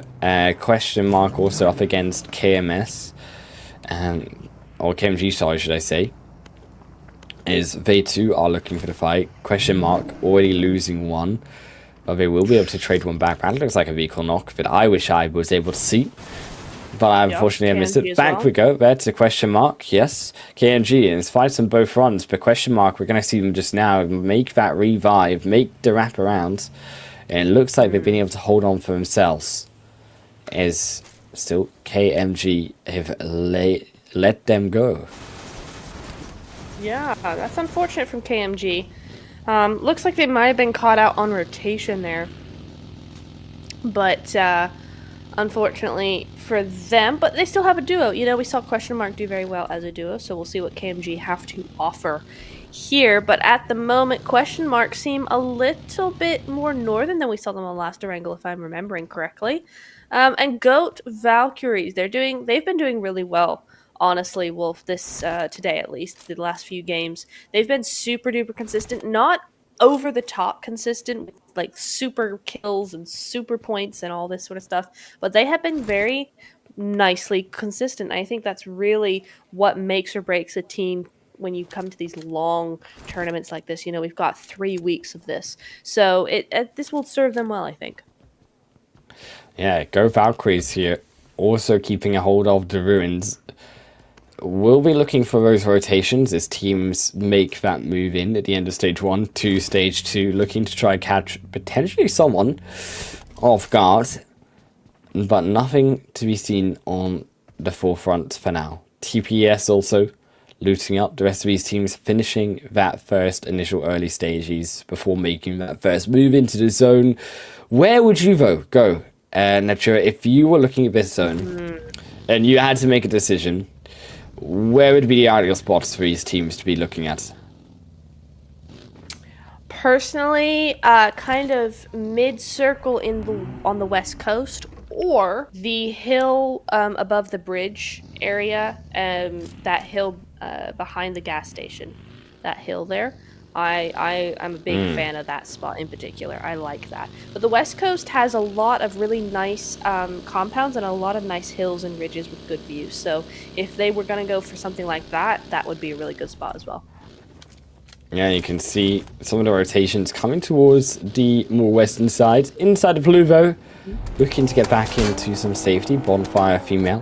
Whoa! Gonna J-turn there. Saran gonna stop to fire back down. Big Shrivo to defend themselves.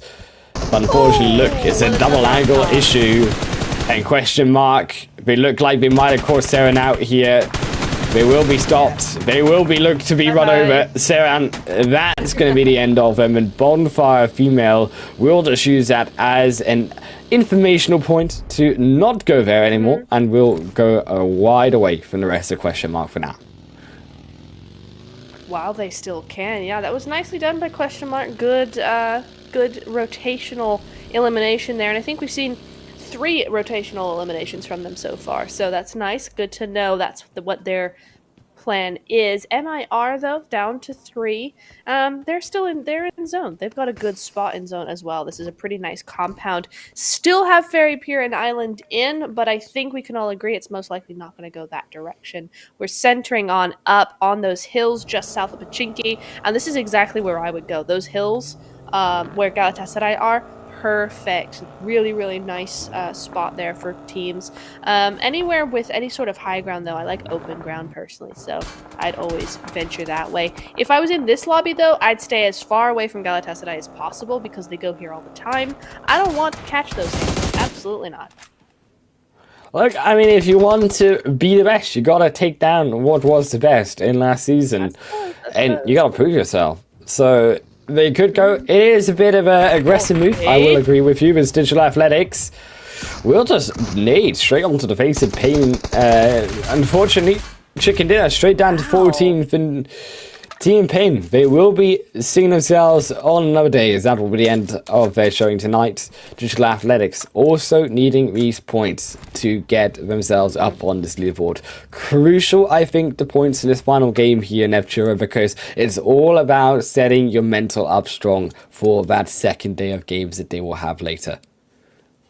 Yeah, really good point. You know, this last game, they're using it not so much to continue day 1, but to start day 2. And I think that's really, really important for a lot of these teams, particularly teams on the lower end of the leaderboard, maybe teams without that experience that some of these teams have, like Galatasaray. You know, whatever happens in this game, Galatasaray that's not going to phase them, but it may phase the likes of TPES or maybe even Bonfire, you know, anybody with like a new roster or majority of new players. But yeah, I think it's going well for the majority of these teams. I'm not sure what happened with Pain there, because Digital Athletics looked like they were in full view of Pain and they just didn't see them or something. I'm not sure what happened there, but that's a big rip. But you know what? They had a win today, so I think they can still go home ready for tomorrow without too much of a fuss.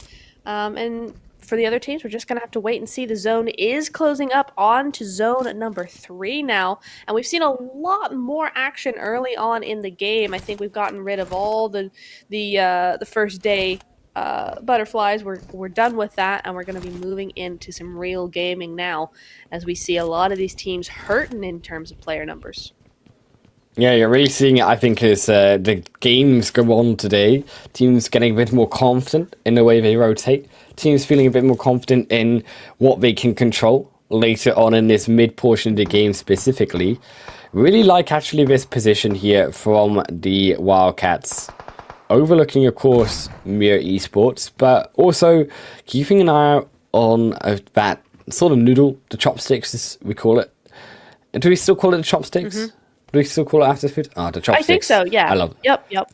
Chopsticks. The gutters that these teams can come through from the flat sides behind them. So Densbank Wildcats, they got a good position for now. They can hold us. There's no real threat right now. They're still inside of the zone. Miro are their neighbours, and they do have to be a bit careful. But can rotate, of course, always behind. Yes, indeed. Yeah, the Wildcats got a fairly good position, as do MIR here. I think MIR are in a better and worse position. Better because of the height of the compound and the structural soundness of the compounds. But I think in some ways the Wildcats have a better position because it's more easily rotatable away from, if that makes sense. I know that wasn't proper English, but we're going to make do with what I had.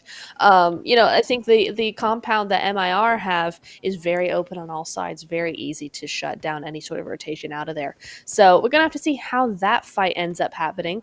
But I think a lot of the time in those cases when you got 2 teams on those 2 different compounds, it's often just a standoff. So it may come to nothing. As this looks like it may end up, I'm not sure actually, because they're downhill like that, I think Question Mark may just end up rotating away. But we could see a fight as well. So we'll have to keep an eye on this one. So I've done French before. I know how difficult English can be, but more rotatable. How would you even go about that, like in French too? Oh, like in French? More rotatable. Yeah. If I knew the word for rotatable in French, then yeah, it would be do something. That's it. That's all I know. Fair I'm enough. terrible Fair at enough. games, I thought you'd be to help. I thought you'd be able to help me. Oh no, it's all No. gone wrong. Don't look. Hide in the bathroom. That's it. Good Valkyries. We got the idea. Oh no, we can't even hide in the bathroom. It's all going wrong for them all. Everyone's gone wrong today. Oh, Daddy, please save us from this disaster.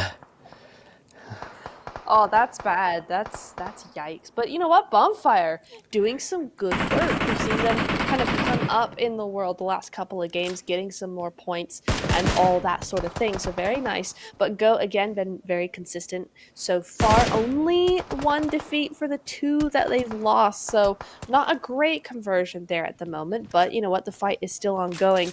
I think they might want to wrap this up quick though, because who is at church just breathing down their necks? Definitely not a friendly person.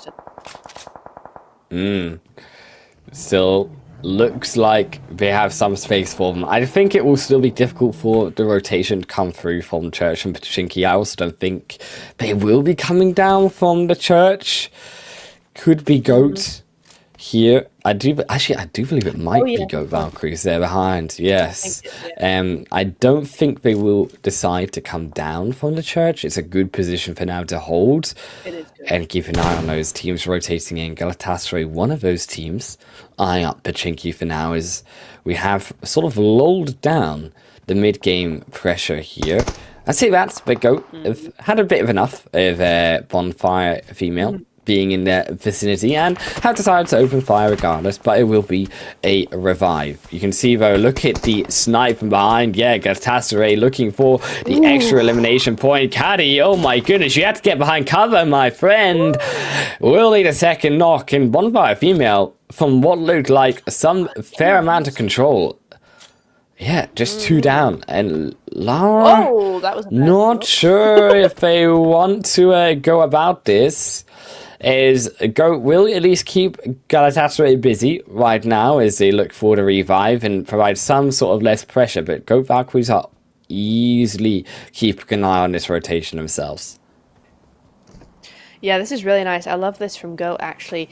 You see so many times with teams, it's super easy for them, once they're down to a duo, to just kind of freeze and just sit in a compound and not do a whole lot. But you gotta love it from Goat here. You know, when they've got the knock on to Bonfire, they know they can't push. They're going to turn their attention to another threat behind onto their side. You know, they're going to Galatasaray, getting a knock there, keeping them busy. They're very active, even as a duo, which is really nice to see from a lot of teams. Slytherin, get out! Pew pew, please don't go down. But she does. She falls. Oh, you hate to see it. The desperation that makes her get out of the vehicle a little too early is her downfall, unfortunately, there, as the zone is not going to be kind to them either. Fail has to come on in, but I think Digital Athletic got a pretty good hold on this. Oh, it's Yeah, Falaka here. Newsig's gonna come through for the move. Falaka gonna cover. Beautiful.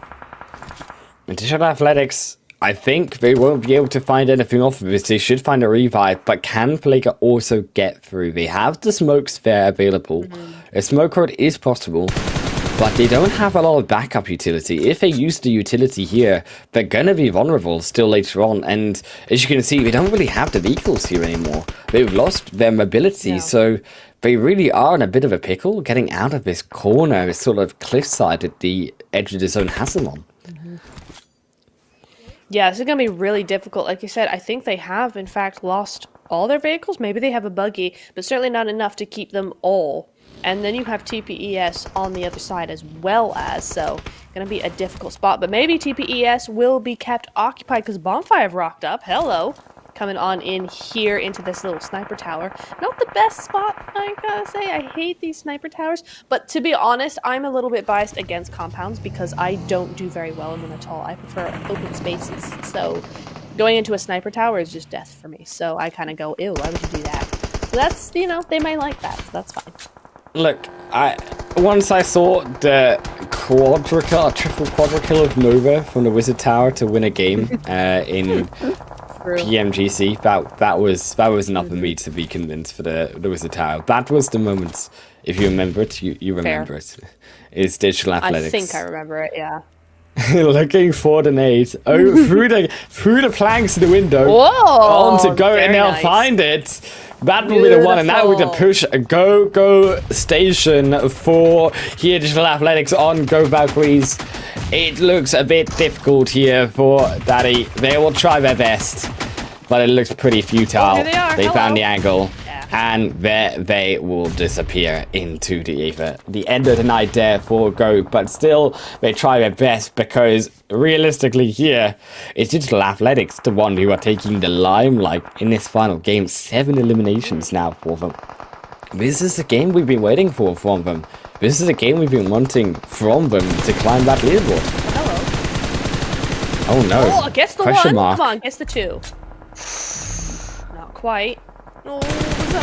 Trying to reposition. They'll get an elimination point here at least. Linuska is trying to pick up what they can. A difficult spot for them. Slytherin surely to full super brute force. They're trying to fight against this full squad of Wildcats, and Wildcats just aren't having it. They won't even lose a single one. And that will be then up to 4. As the zone goes down to the south here. Neptura is gone down towards the compound here in Digital Athletics. They've got a compound to their name. Can they control it? Oh my goodness, Diavla just falling to her death there multiple times on the kill feed. That was interesting. You know, it's really over. Going back to the Wildcats while they're on screen, you know it's over for you when you see 2 of them come at you, both with the DBS, but one of them doing the jump and shooting the DBS. You know it immediately it's over. It's just done. If they're jumping at you, it's not good. It's not good. Yeah. You know, I mean, yeah, you're just not touching it. You're just not surviving. That's it, and there's nothing to say about it. TPS, Yeah. looking to survive here inside the zone. They have the edge of it, and they're going to try to gatekeep away the edge of Bonfire. The rest here of also Dentibank Wildcats behind them. Dentibank, they did get the eliminations, but look at the position that they got to come down from. The hillside here into the open. Question mark still there as well. Yeah. Galatasaray on the other angle. They're really running out of options, and the vehicles again here are not really an option for them. Yeah, it does seem that way. I gotta hand it to Slytherin, to be honest. They're doing really, really well with those cliff sides. Really making it work for them. 4 eliminations at the moment, and between them and I think Wildcats, they've taken out KMG, so big GG's there. And we still have question mark as a duo again. Okay, never mind. As a solo going forward. I mean, I think I cursed them. I keep doing that. The minute I mention somebody, they get completely eliminated. So maybe I should just not do that. Slytherin, no, See, they got you've got the eliminated. power. Oh no, I started. See, Yeah.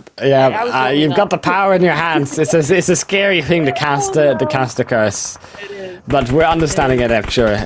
I'm glad that you understand the great power that you hold over these players. Just Everybody the DM ability me to tomorrow. Just send me your Yeah. Who would you like to see first out? And I'll name them. DPS, Chloe, looking over here. They've got no zone any longer, but they still have the compounds. They don't have the forest here, which is where the fight really has gone to. Galatasaray using those tree lines, using the ridge lines to peek back up, find a rogue Rook member, and take them out. That's going to be the assassination of one. But can they grab the second? They'll grab maybe Digital Athletics. Yeah, I mean, look at the eliminations. Instead of warming up, I think they are a bit on fire in these last 2 games with the amount of eliminations they've been getting. Yeah, they're coming in for that first place. They've set themselves a goal here. It was first place in 2 games. I think that was the goal there. They're looking to do it so far. Digital Athletics might be a threat to that. They've got 15 eliminations at the minute. They are just killing it for real. Rook getting taken. I'm not sure that Rook even heard her dudes be there, but okay. Very nice. And Wildcats down to a solo as we see TPES finally make their way in. Are we going to get... Oh no! It could have been a run over. They crashed on each other. Oh, and Wildcats, they got rid of the nade. If they had just kept the nade, they might have been able to find them all. But instead, it will be the Wildcats falling. But they made so much noise. Galatasaray, they know they're all there. They fire down onto TPS. They will all fall. It'll be 13 now for Galatasaray. Digital Athletics versus Galatasaray, the big dogs coming in for this season for their second championship title. But can they grab it? Indeed. And what a full battle it will be. The control though, Digital Athletics, they have the zone. It's Gala who have to walk in. They've got the back control. They've got the back line. They've got the front line moving forward. Blair moving in, looks for the nade onto one wheel, goes slightly to the left. To the right. Blair hunting for them. But look at Gala. They're moving round the edge. You can see them slowly making that move round into the zone. Keeping an eye and keeping the focus on where they want it to be, away from Toffee here, who is waiting to open fire, waiting for the opportunity. Is it two of the main squad of Gala move in on the other side, and you can see the angles that they got, but if they step up, they will be shot down. But Toffee has opened up. That's the one that they needed. That's the wraparound assassination they were looking for. They pin down Cry. They look at the opportunity, but they miss. They whiff. It is Digital Athletics with one back. 3 for 3 right now.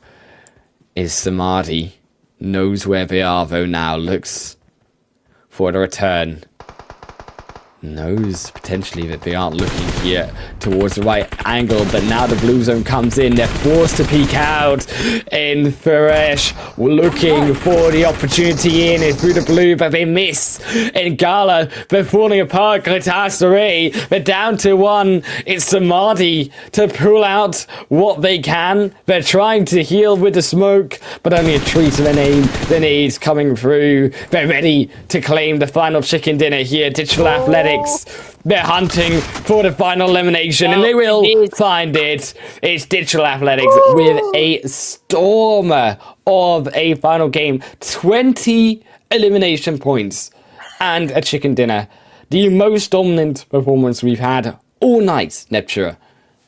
That's insane. And from Digital Athletics, I mean, they've been good all night, but not 20 eliminations in one game good. That's come out of a little bit out of nowhere. That's fantastic for them. What a game.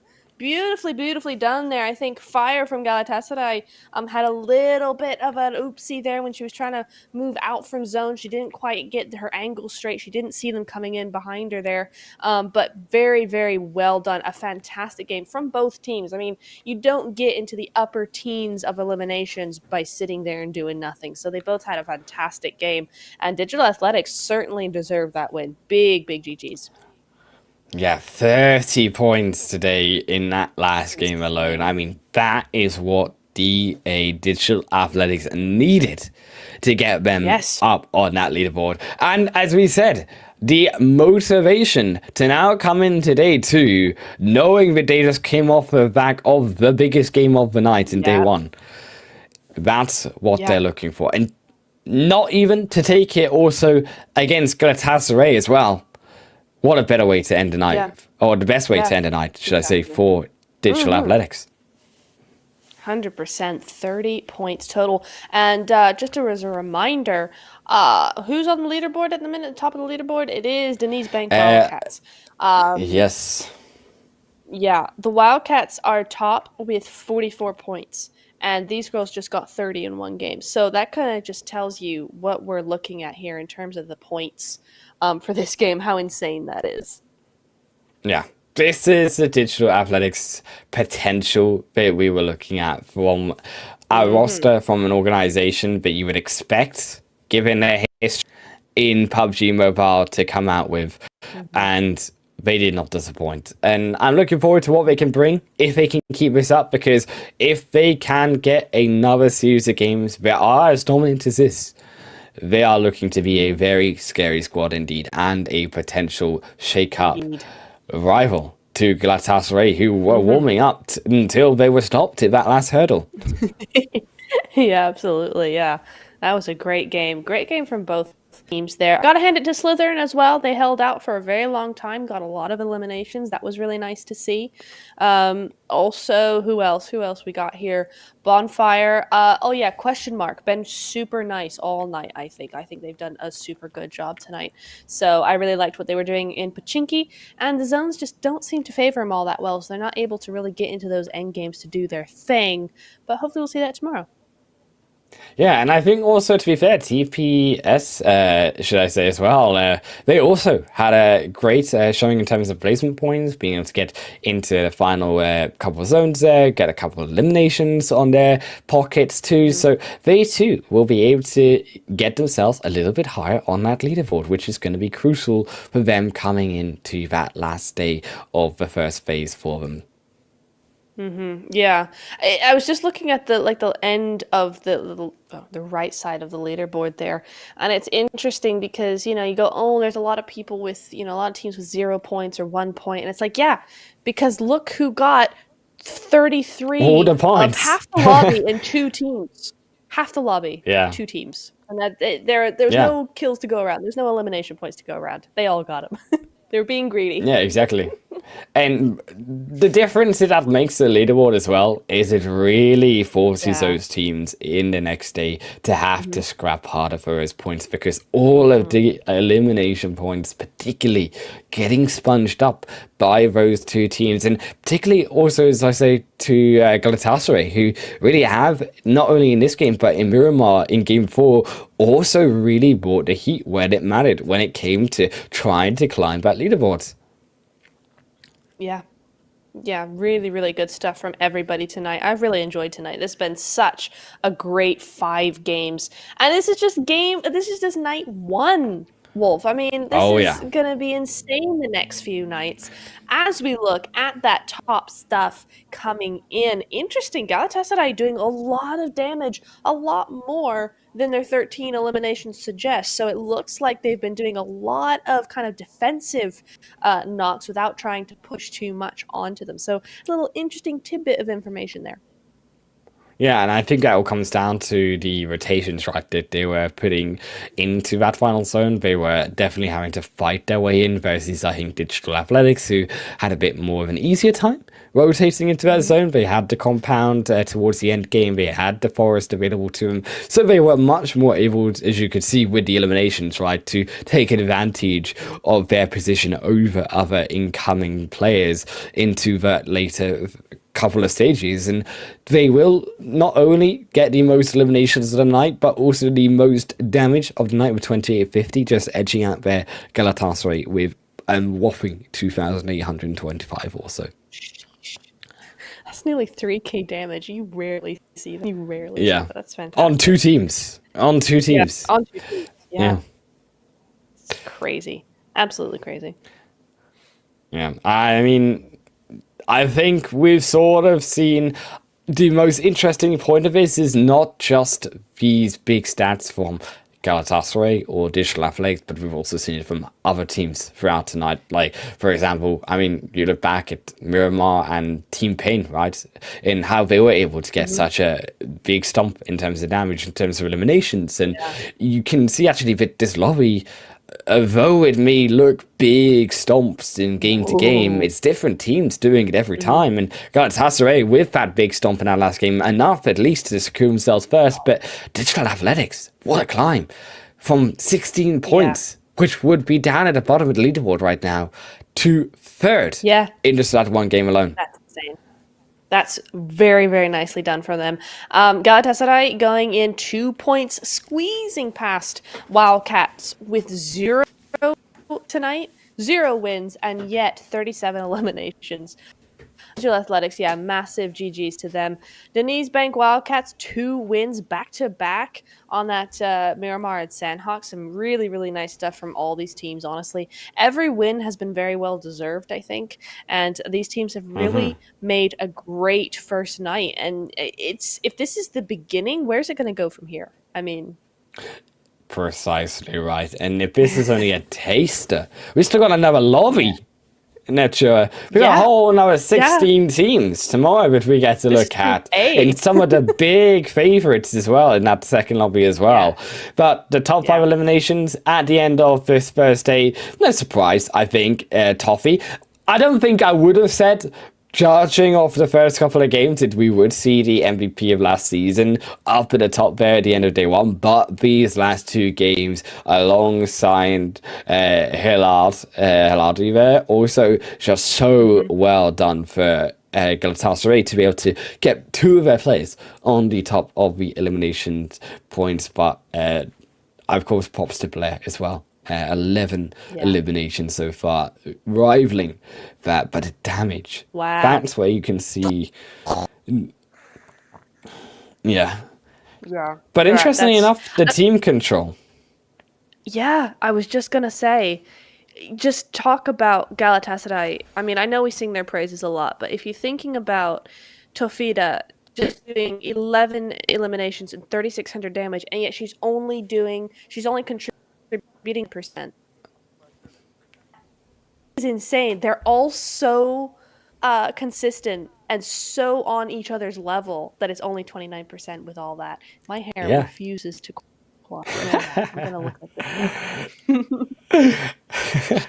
Well, I mean, to be fair, you see the difference, right? I mean, less damage from Blair, yet Blair is 44% of the damage of their team. So Blair, much more of a crucial player in terms of digital athletic success tonight. Whereas Galatasaray, you can count on any single player in any game to carry, and they'll all be able to do it based on the damage that we've seen so far today. And that's the scary thing about Galatasaray, is that though Toffee looks like the player time and time again, MVP now, top of the eliminations today, you know that all of these other players are just as capable of doing the damage.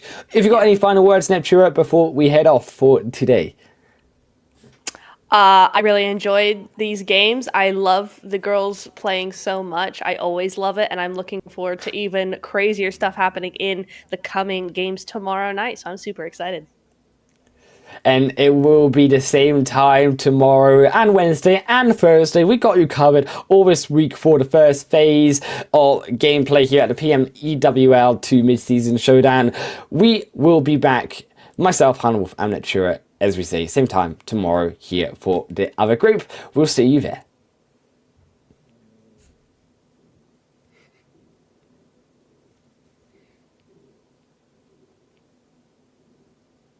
We'll be right